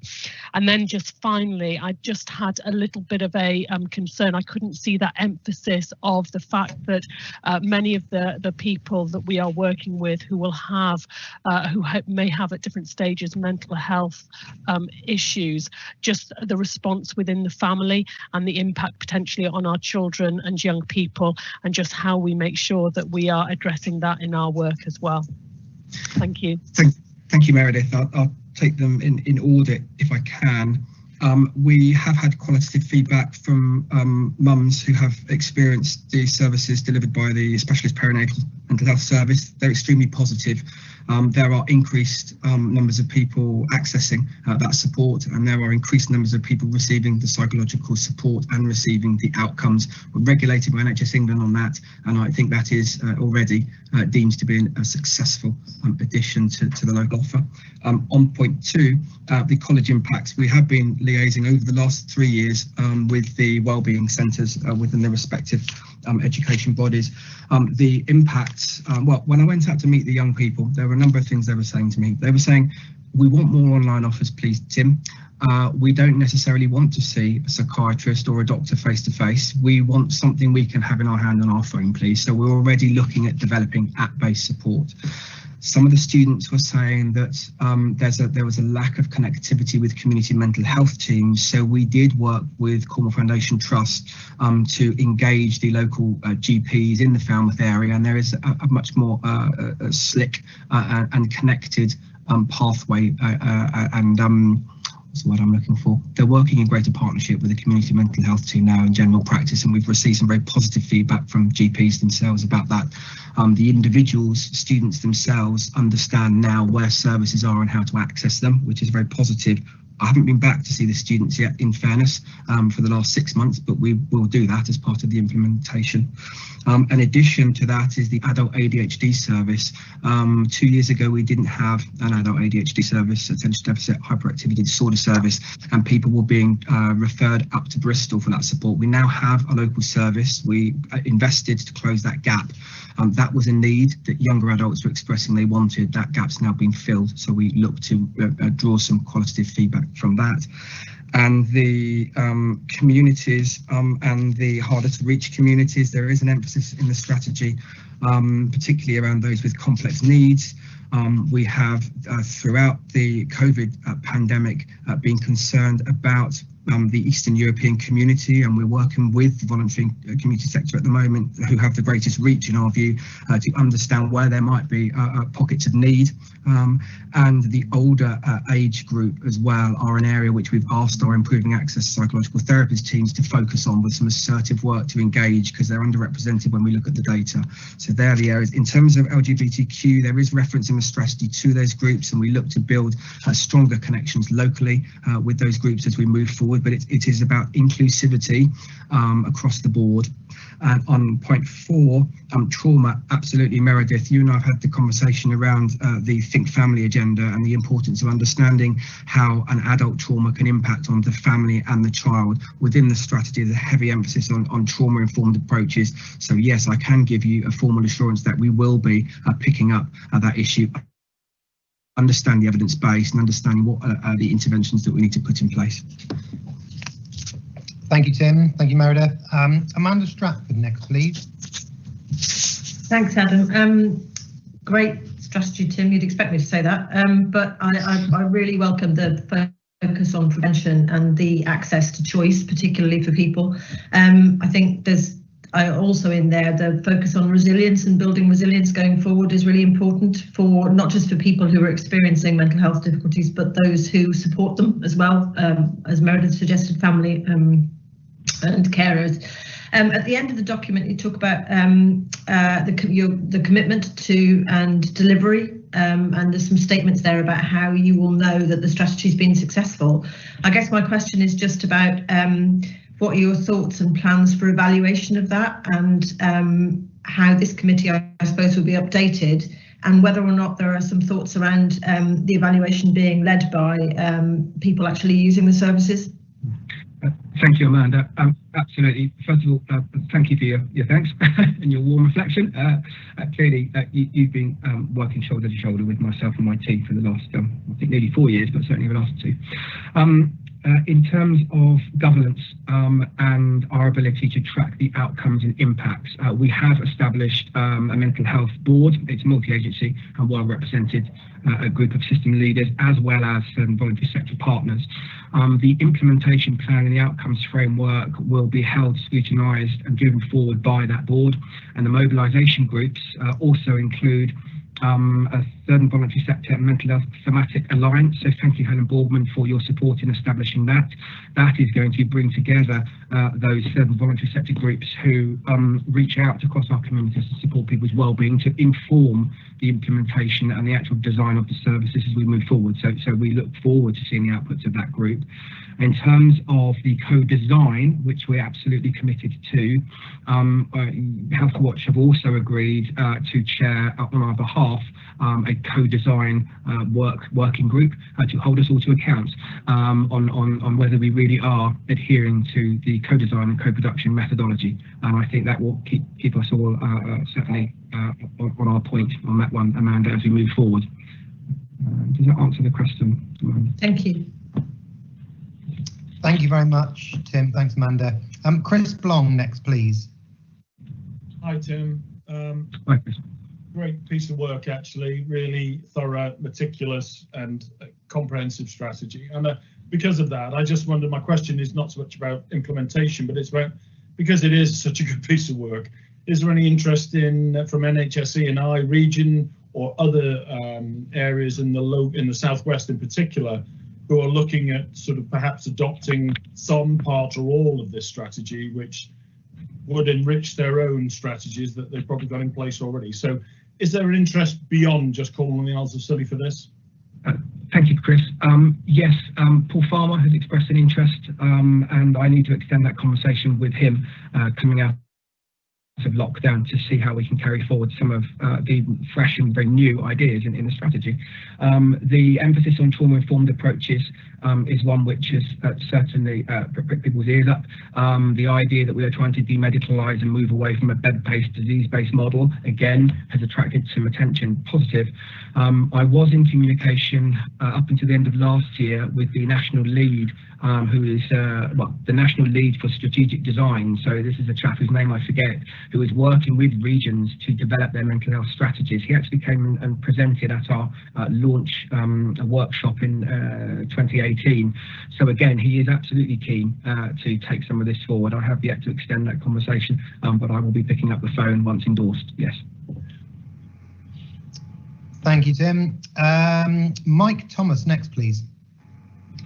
Thank you very much. Thank you, Tim, for a very comprehensive report. As a member with no academic understanding of mental health issues, I found it very thorough. I'm particularly interested in the section that you included through SurveyMonkey, asking people for their views. My question really would be, are there any views there that you were surprised to see? And are there any views that you'll be taking on board in progressing this work? Yeah, thank you, Mike. SurveyMonkey was interesting. I think that people want a different offer.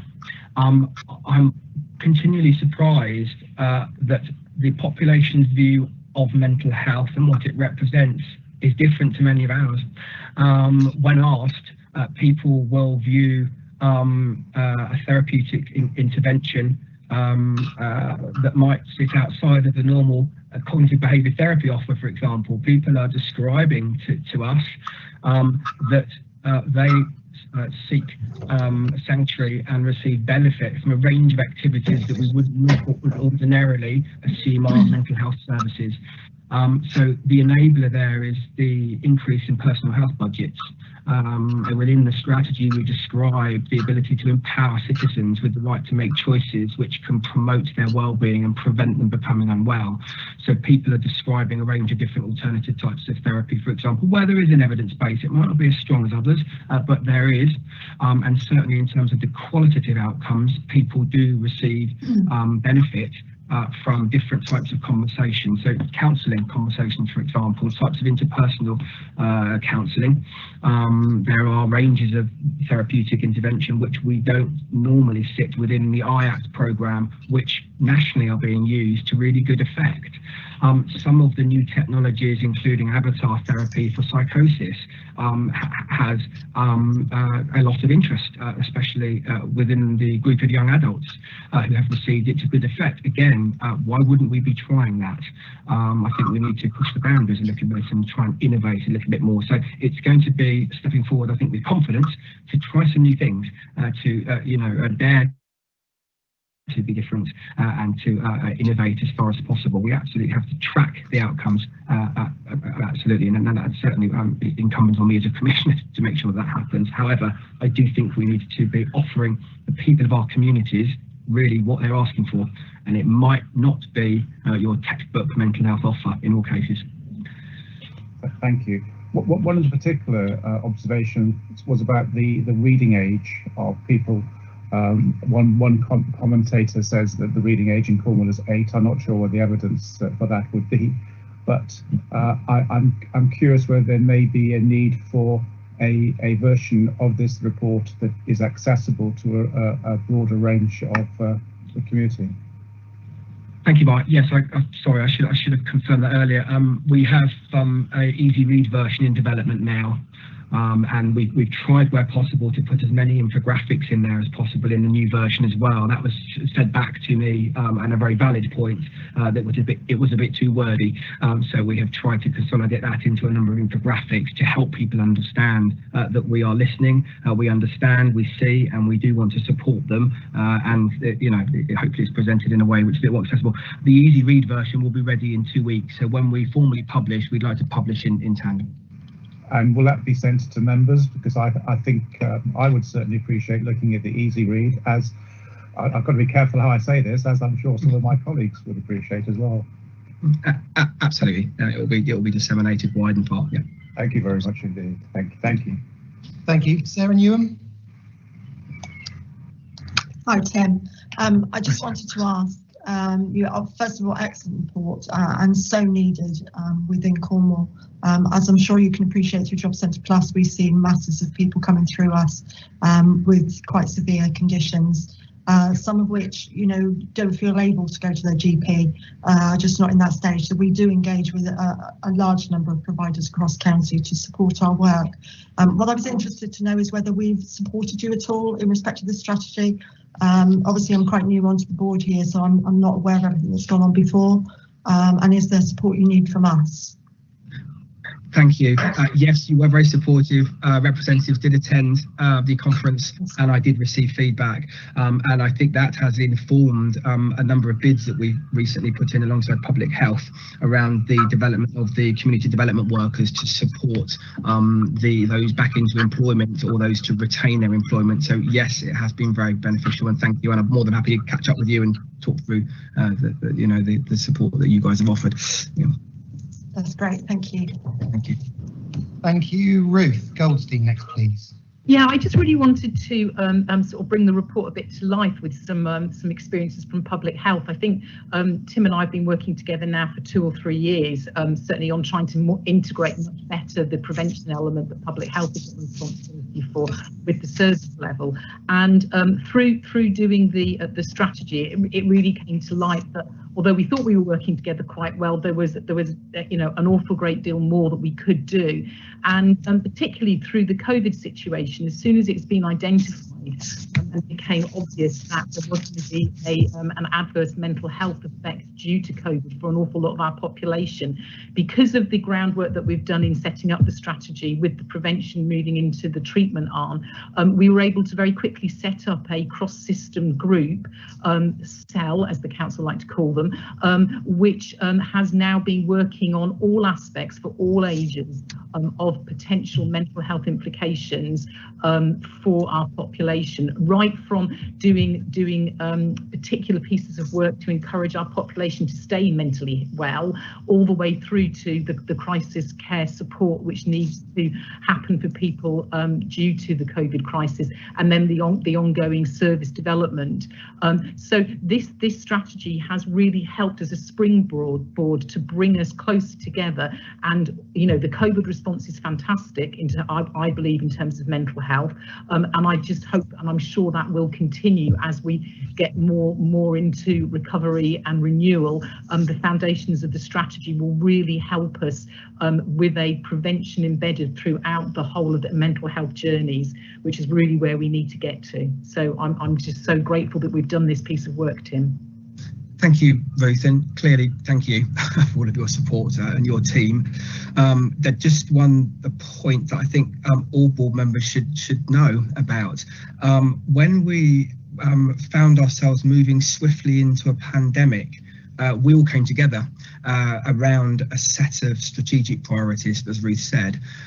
Within a matter of weeks, we had pulled together all of the available resources, describing all of the available support and an understanding of where there were gaps, and we plugged those gaps.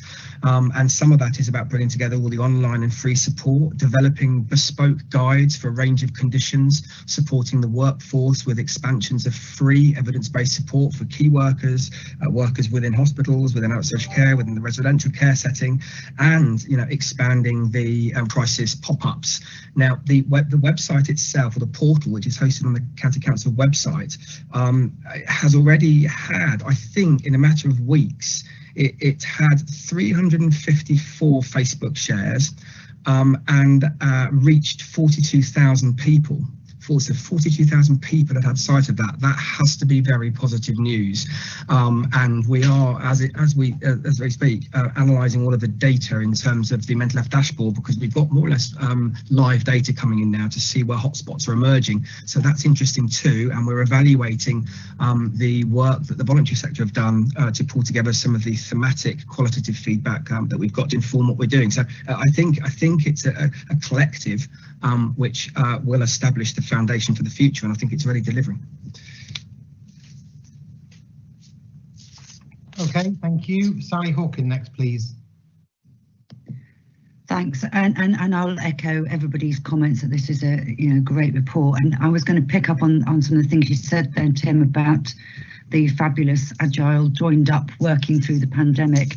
I know that I have, as a local councillor, found it extraordinarily useful to use that central number and talk through particular issues that residents are facing, and be able to signpost that one-stop shop, which has absolutely been really useful for individuals across Cornwall.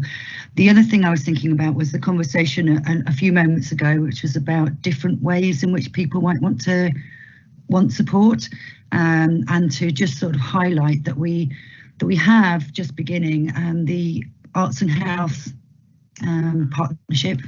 I think that our last meeting was one of those ones that just as we were going into lockdown, do we or don't we, and we had to cancel. So hopefully we will be able to pick up and run with that, because I think there is that commitment as well, that there are those sorts of ways in which across with and we had a history of arts and health work some years ago, but it's more recently been invigorated, and I think it'd be really good to get back to those conversations, because I think that's another way in which all sorts of people get additional benefits in different ways, in much the way you were talking about. Thank you, Sally. We did have specific feedback from a range of representatives from the area of the arts and how therapeutic the offer can be, and we did build some of that into the strategy as well. I have some quite strong links there now. And in addition to what you were saying about the new style support that we could be pushing on, I had a conversation with the Chief Exec of the Cornwall Wildlife Trust. Now, there is an offer to open up some areas which are otherwise currently under restriction to become available for people who want some therapeutic intervention in the outdoors. What a fantastic fantastic offer around our wonderful counties. So again, you know, the doors are opening. Very positive. Thank you, Sally. Thank you very much, Tim. I don't think I have anyone else asking to come in. I don't know, Helen, I know you, Boardman, I know you had an issue with your Wi-Fi connection, but I'm not sure if you wanted to come in. If there's anybody else who wants to come in, please indicate in the chat bar and I'll bring you in. Otherwise, we will move to the vote. Helen, would you like to come in, Helen Boardman? Yeah, sorry about that. I had some technical issues. Yeah, just to echo what Tim was saying, the voluntary sector has been delighted to be a part of gathering sort of qualitative data around its capacity to support the overall mental health offer for adults. Has recently formed a thematic alliance chaired by a voluntary sector chief exec from Pentreath, Louise Knox, and yeah, fully on board with helping manage the surge and delivering on the strategy, and looking forward to going forward as a good mental health alliance, working with our public sector partners. Thank you, Helen. Thank you very much, really helpful.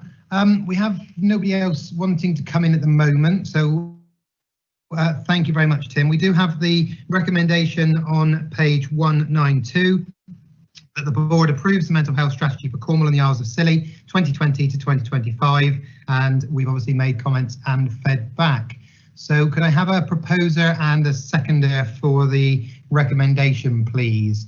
Sally Hawkins happy to propose. Thank you, Sally. And Jodie Wilson is happy to second. Thank you, Jodie. Leanne, would you take the vote now, please? Yes. So same as previously, 4 against, to abstain.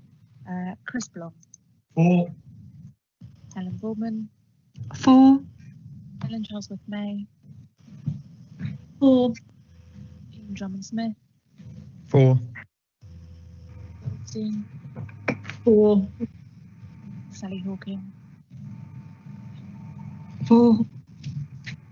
Sarah Newman.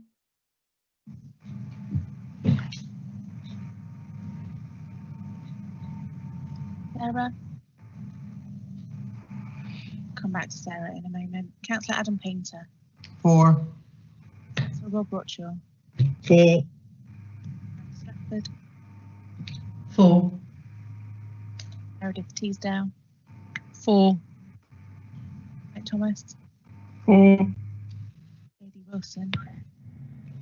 4. Sarah Newham, are you able to hear us? 4, yeah, sorry, I got thrown out then. Thank you very much. That's 13 votes, Chairman, and therefore carried. Thank you very much indeed, members. Thank you very much, Tim. Moving on, no problem. Moving on to item number 9, COVID-19 outbreak monitoring report, and that's on page 284. Could I hand over to Ruth, please? Yes, thank you. We were asked to present to the committee about our COVID response, particularly around the monitoring. So what's in the pack, which we've sent everybody, which I hope everybody's had a chance to look at, is our local outbreak management plan, fondly called a LOMP. And within the LOMP, we have outlined how we are responding to the current situation, whether it's to individual cases or to outbreaks, clusters, or even larger areas of contagion.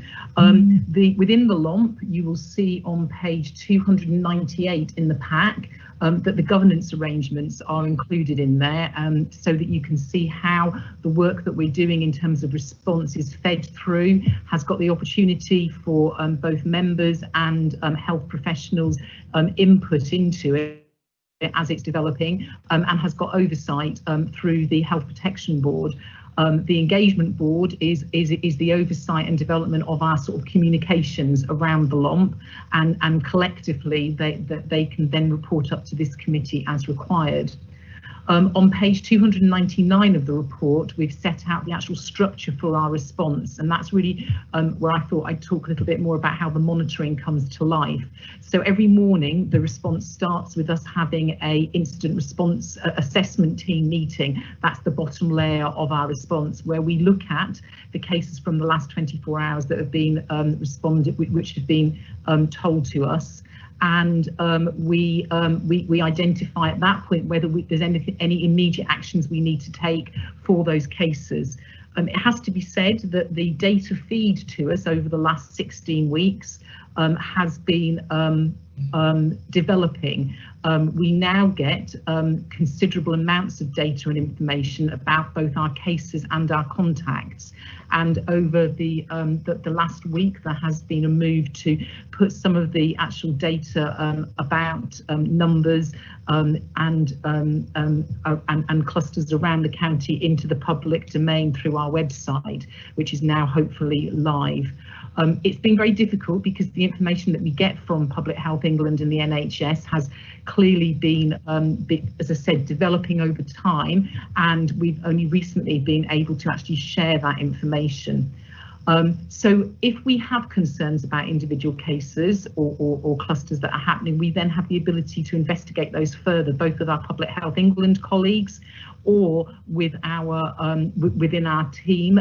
We're just setting up a process now, which is we're trialing this week and will go live next week, where we aim to be contacting every case that we get identified to us to make sure that they have actually completed their contact tracing with the National Trace and Track system, and if not, we will take that on for them, because we are concerned that in order to contain the virus, this contact tracing is absolutely essential so that we can cut down the opportunity for it to be spread within communities. And we still know that unfortunately about 40% of all contacts aren't necessarily engaging with the national track and trace system. So we are going to be appealing to people's sense of community spirit and responsibility by actually approaching them ourselves with our environmental health officer colleagues who do this kind of work regularly. So I'm fairly confident that we are now in a position that we are getting the data feeds from the national system. We're getting them in a timely manner, and we are able to understand and work with the cases and the contacts that we're being made aware of. The other two reports that we've also included in the pack for people are just examples of the information that we've got. Now, what you've got there is publicly available. The 5-test COVID response is what we do on a weekly basis, and that's trying to get a sense of how Cornwall as an area is doing against the government's 5 tests. And thankfully, at the moment, we feel that we're in quite a positive position, in as much as the the NHS is in a position that it can cope with the current demand on it. Our death rate, again, thankfully, is falling and very low. Our infection rate is still at sort of contained levels, which is good. We have sufficient PPE to support the people who need it across Cornwall and the Isles of Scilly. The only one that is amber there is about the risk of a second peak, and that's because we have no assurance or any ability to provide an assurance to anybody that we won't end up with a second peak. And that clearly, if you're tracking what's happening with the COVID pandemic across Europe, it's certainly, unfortunately, beginning to look like there are individual countries or individual parts of countries where cases are starting to rise. Now, I think we have a good system in Cornwall and across England now, so as cases, if they do start to rise in certain situations, we will be able to understand how that transmission's happened and then very quickly get into a position where we can contain that transmission from causing any further cases within communities. That was highlighted, I think, this week by a case in Staffordshire where they had 10 people who'd attended a sort of informal gathering at a pub, and they were able to very quickly get into that area, do local testing and start to try and contain it. And that is the level of response we're hoping that we will be able to put in place in Cornwall and the Isles of Scilly if it ever becomes necessary. The other document which I've given you is the data which will be weekly going onto the website. So that will be about our cases with some maps, so people can actually kind of see some graphs, so people can see how they're traced over time. It's quite a clear visual representation of what's happening, and also some information about people getting tested, how many people are getting tested, how they're getting tested, and then some information about our deaths related to COVID. So that information is available publicly now, and we're trying to make sure that people have access to it. I know data access has been a question which we've had right from the beginning of the COVID pandemic, and up until very recently we haven't been given permission to share this level of data with the general public. We clearly, from a public health team and across the health service, we clearly have a numerous data feeds around COVID which help us with our daily monitoring. A lot of that information is not publicly available, and therefore we can't share, but is absolutely informing the response that we take on a day-to-day basis. So hopefully that gives you all a sense of our monitoring and our local outbreak management and how we're doing it. All the boards, so the local health protection board and the local engagement board, are all up and running, and we're sort of 2 or 3 meetings along, and so they're finding their feet and understanding what their remit is, and putting some quite significant challenges into the system, which is absolutely appropriate. And the final thing just to say is the local outbreak management plan, the LOMP, is a live document. As we're going through this pandemic, we are learning daily, and we will be changing our response to various situations as we get the experience of managing them, as we learn from experiences from other parts of the country. And so that LOMP will be updated on a monthly basis and will be made available through the website as it's updated. Very happy to take any questions. Thank you, Ruth. Any questions or comments, please put a X in the box on the chat.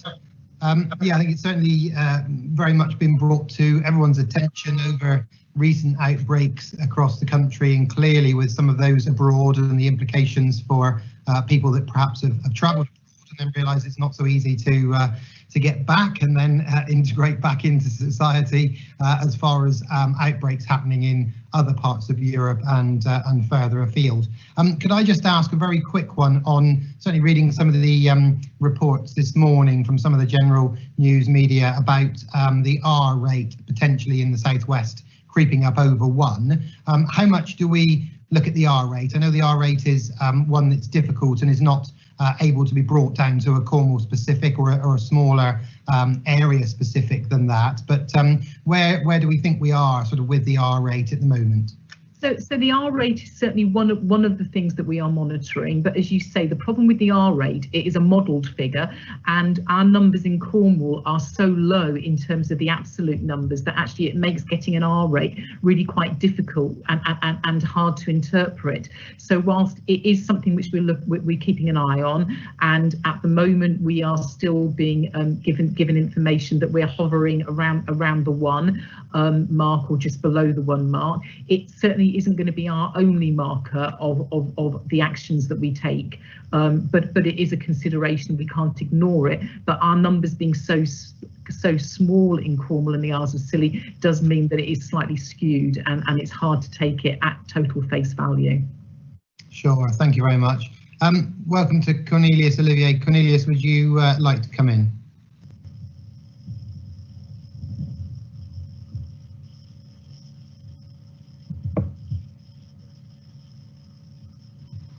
I think you're muted at the moment, Cornelius, if you would like to unmute and ask your question.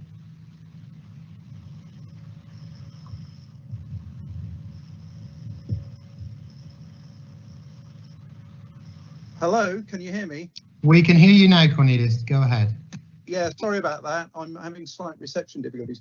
Yeah, I've spent the last 2 or 3 months road testing the trauma arrangements at St Michael's Hospital, which I can say from my experience have worked very well indeed. But one thing that was noticeable, the staff working at St Michael's, and I presume elsewhere in the NHS Cornwall, are very, very anxious about the possibility of a second wave. And they tend to be very annoyed at perceptions that this possibility is not being taken seriously. So I just wanted to know well, not by anybody present here, but they're thinking among the wider public. They're worried that people think it's over. What do you think is the most likely conjunction of circumstances that would bring about an outbreak in Cornwall? Is there some kind of sort of perfect storm of bad things that could cause a local outbreak in Cornwall? Thank you for that. Yes, we are concerned about a second outbreak, and like the staff, we are constantly trying to push the message that just because it's holiday time doesn't mean that Corona's gone on holiday as well. You know, COVID is very much within our population. It's within the country. It will take not much to put us in a position where we do have to take significant measures to contain it again. And so we're doing everything we can to try and make our visiting population and our resident population maintain and keep complying with the public health guidance, because that is our only weapon that we have against this virus at the moment. So it's really important that everybody is still concerned about Corona and it doesn't go off the radar. In terms of the perfect storm, I mean, you know, it can be it could be one of many things. As workplaces have gone back, clearly we have got people working in situations where they have been advised that they need to remain COVID safe. And I know a lot of our businesses have had an awful lot of support through the council and through the chamber and through the LEP as to what being COVID safe means. But clearly, if you follow the news, you can see that there are some industries like the meat packing and the sort of food production industries where actually it is quite difficult to maintain social distancing and remain COVID safe and stay open. So clearly that is a concern area. The other one is without a doubt the visitor community, and just for us, it is about making sure that visitors, when they are down in Cornwall, if they do start to experience symptoms, they don't be flippant about it and say, oh, I'm here for a couple of days, I'll get myself tested when I get home.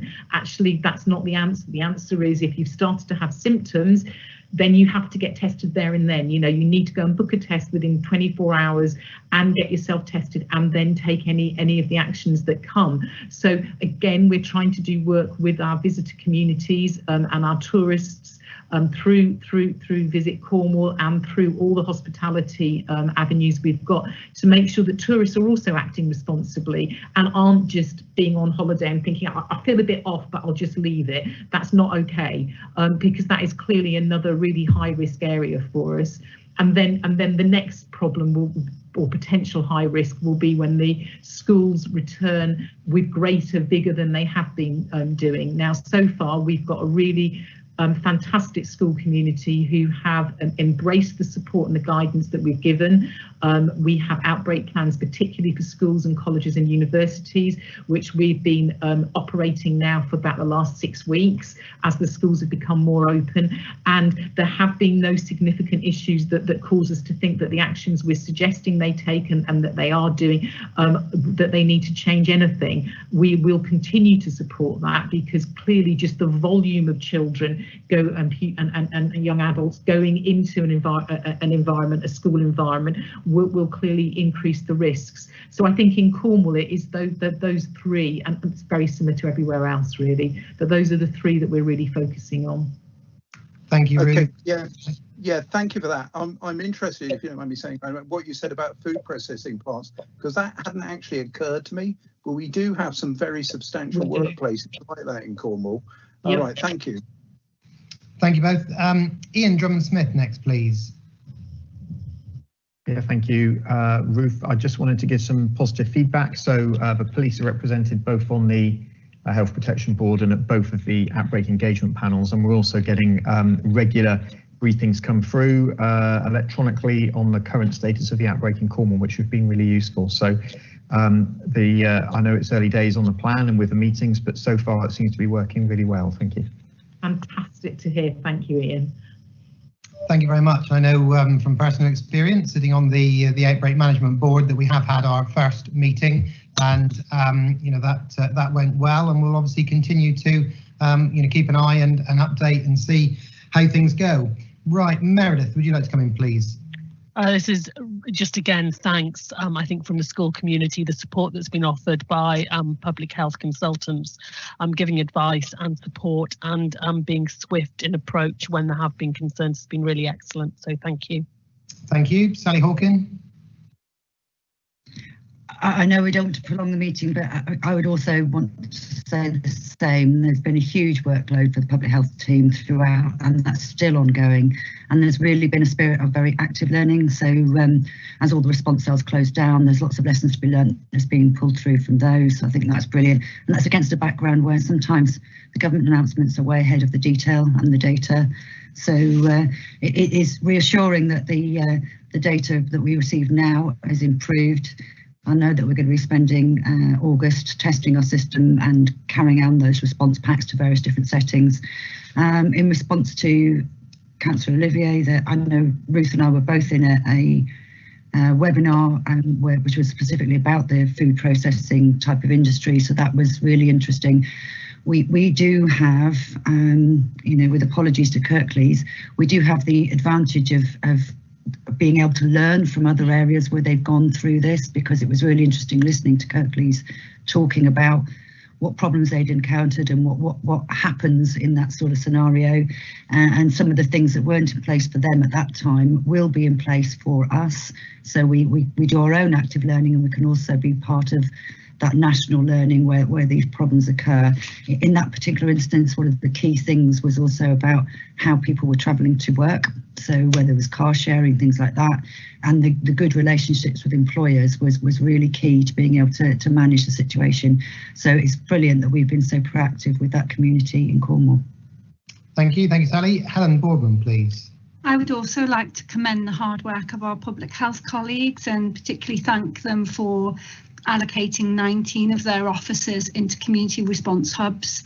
A recent consultation with the voluntary sector across those 19 hubs was unanimous insofar as they really appreciated and benefited from the advice from public health.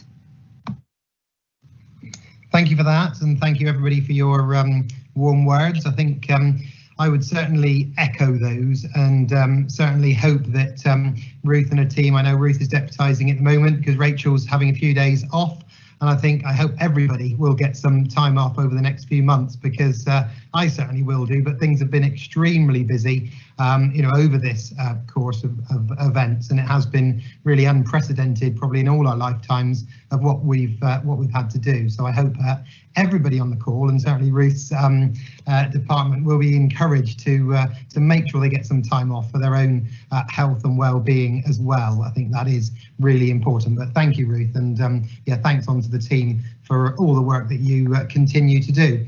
Right, we've got the recommendation on page 284 that the board endorses the approach being taken by Public Health to monitor cases of COVID-19 across Cornwall and to respond to any outbreaks or clusters that may occur. Can I have a proposer and a seconder, please? If they could just indicate in the chat box that they're happy. Sally Hawkins happy to propose. Thank you, Sally. And Amanda Stratford's happy to second. Thank you both. Leanne, could you take the roll call of the votes, please? Oh, feels like I'm doing something with Eurovision. For, against, and abstain. So Chris Blomley. For. Helen Boardman. For. Helen Charlesworth May. For. Ian Drummond-Smith. For. Goldstein. For. Councillor Sally Hawken. For. Darren Ewan. For. Olivier. For. Councillor Adam Painter. For. Councillor Rob Botchell. For. Amanda Stratford. For. Meredith Teasdale. For. Councillor Mike Thomas. For. Wilson. For. Unanimous.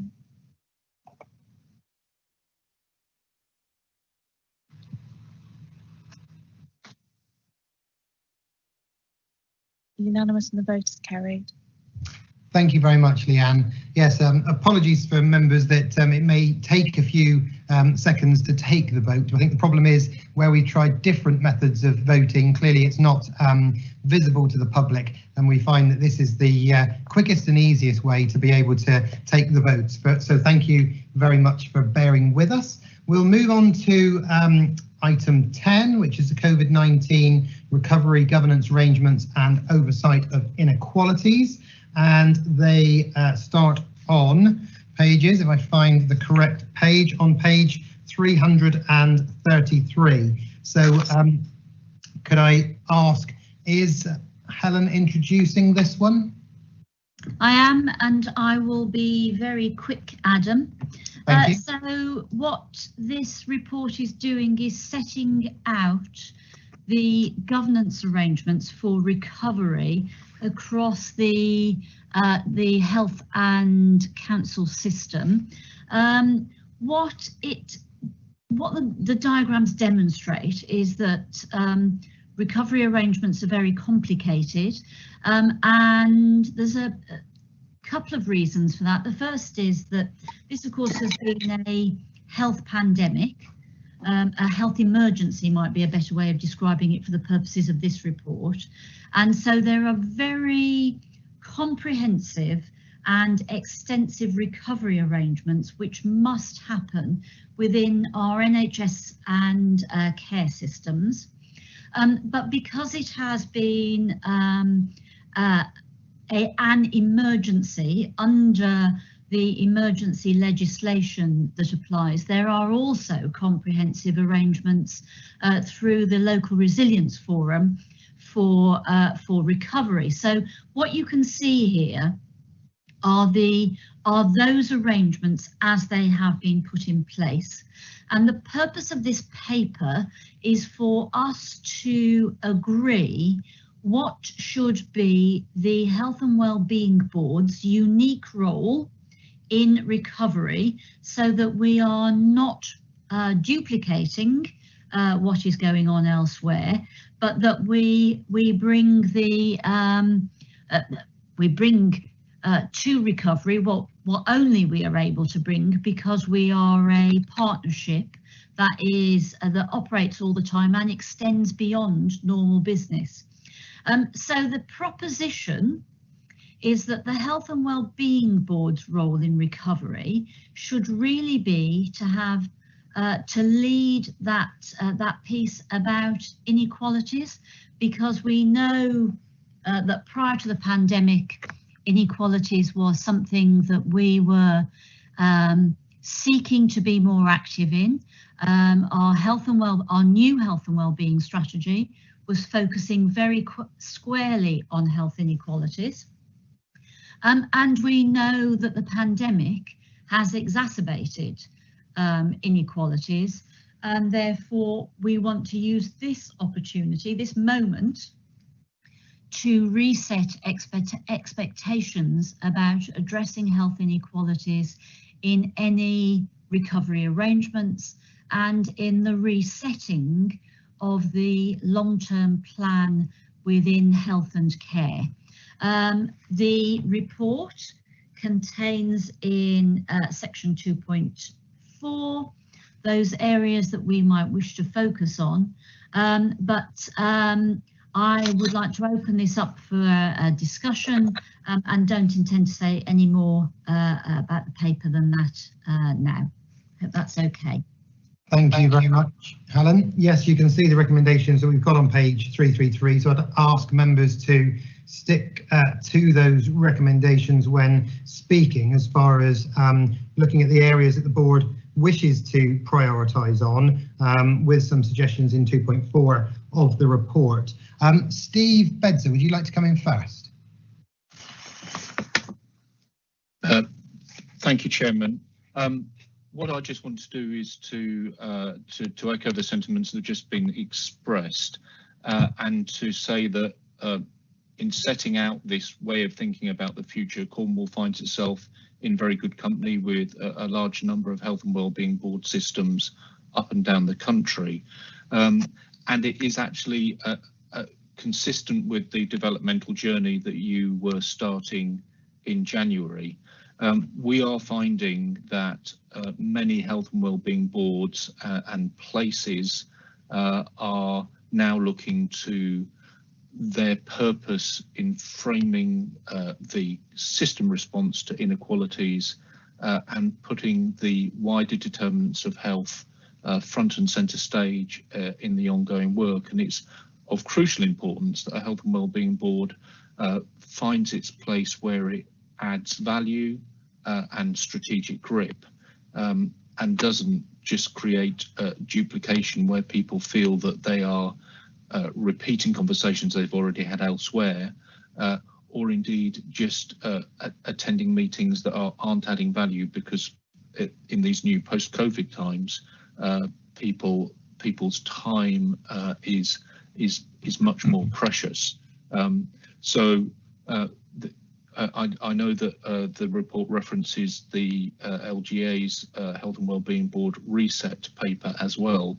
This is absolutely something that myself, Ian and other colleagues from the Local Government Association can continue to support you and assist you with should you want the external input as well.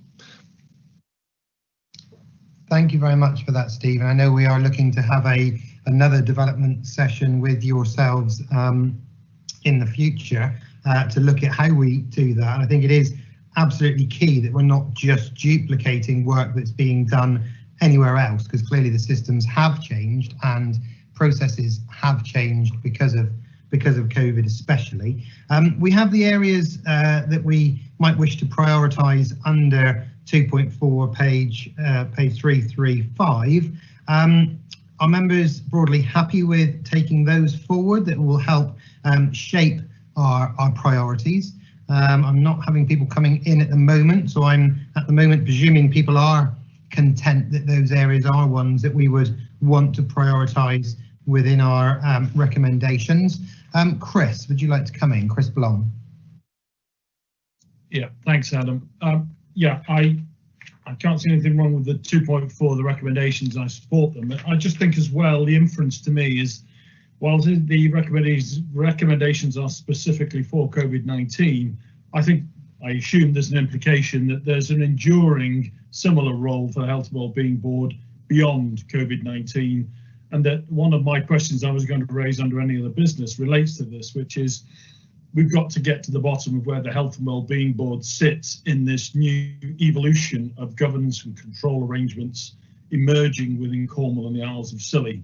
And I think it's really important at some point, either in a development session and probably in a formal meeting, that we actually have a briefing and a clear understanding of what we're doing and where we sit in and how we add value, because COVID-19 has kick-started this review with a vengeance. And I think we owe it to ourselves to actually continue that and put something that's enduring beyond the pandemic. Certainly, thank you very much for that. I think that is something that we will be considering and looking at going forward. As you say, there are changes within governance and generally how the health and care system is working. Yes, I think definitely we'll pick that up both in the development and going forward. Cornelius, would you like to come in? Yeah, thank you, Adam. I just had a specific, certain inequalities were problematic. Say, for instance, families with small children living in flats without access to gardens and play space that were problematic in normal times became even more problematic during the period of lockdown. So perhaps I'm being over specific, but is there a particular inequality out of those that have already been identified that has become even a matter of even greater urgency since the pandemic happened? Sorry, am I making myself clear there? Yes, no, I think you are. We'll come back to Helen for comments on that. Can I bring Amanda in next, please? Amanda Stratford. Thanks, Adam. Yeah, it was just to comment on the points at 2.4, which I'm really supportive of, and I think the board has a real role to play in the evaluation of progression around addressing inequalities. I just wanted to raise a point about I'd like to see explicit in there somewhere that people are actually involved in setting and evaluating those measures, real people. Appreciate we're all real people, but there is actually some public participation. I didn't see any reference to it in the document. It may be there, Helen, apologies if it is, but I just wanted to see that as explicit. Yeah, thank you. Helen, would you like to come back on those 2 points? Yes, so Amanda, I absolutely agree that we need to be really explicit about the fact that what we do with the public and not just people who work in health and care. So there is some analysis going on, Councillor Olivier, about where we should focus our attention, and clearly we have identified all sorts of things through the pandemic that we sort of thought we knew before, but is now much more clear about how inequalities affect people and what are the things that are exacerbating it, particularly in Cornwall.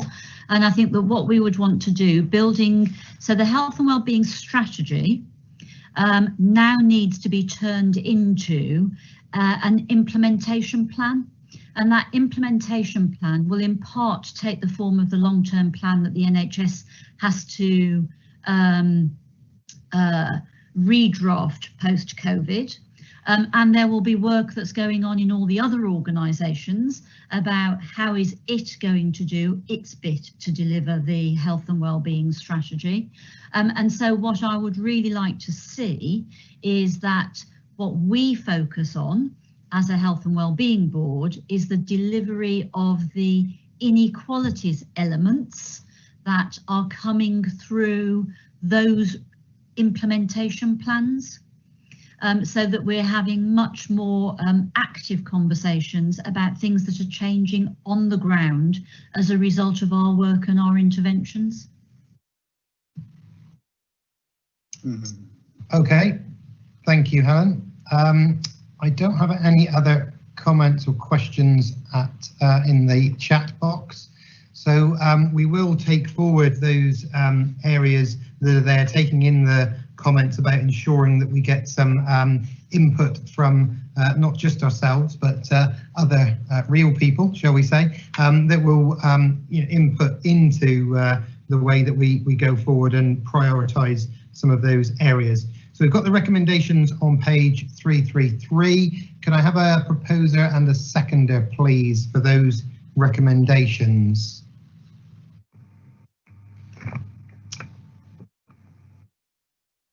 Chris, if you're happy to propose. Chris Blong, I don't know if a seconder wants to indicate.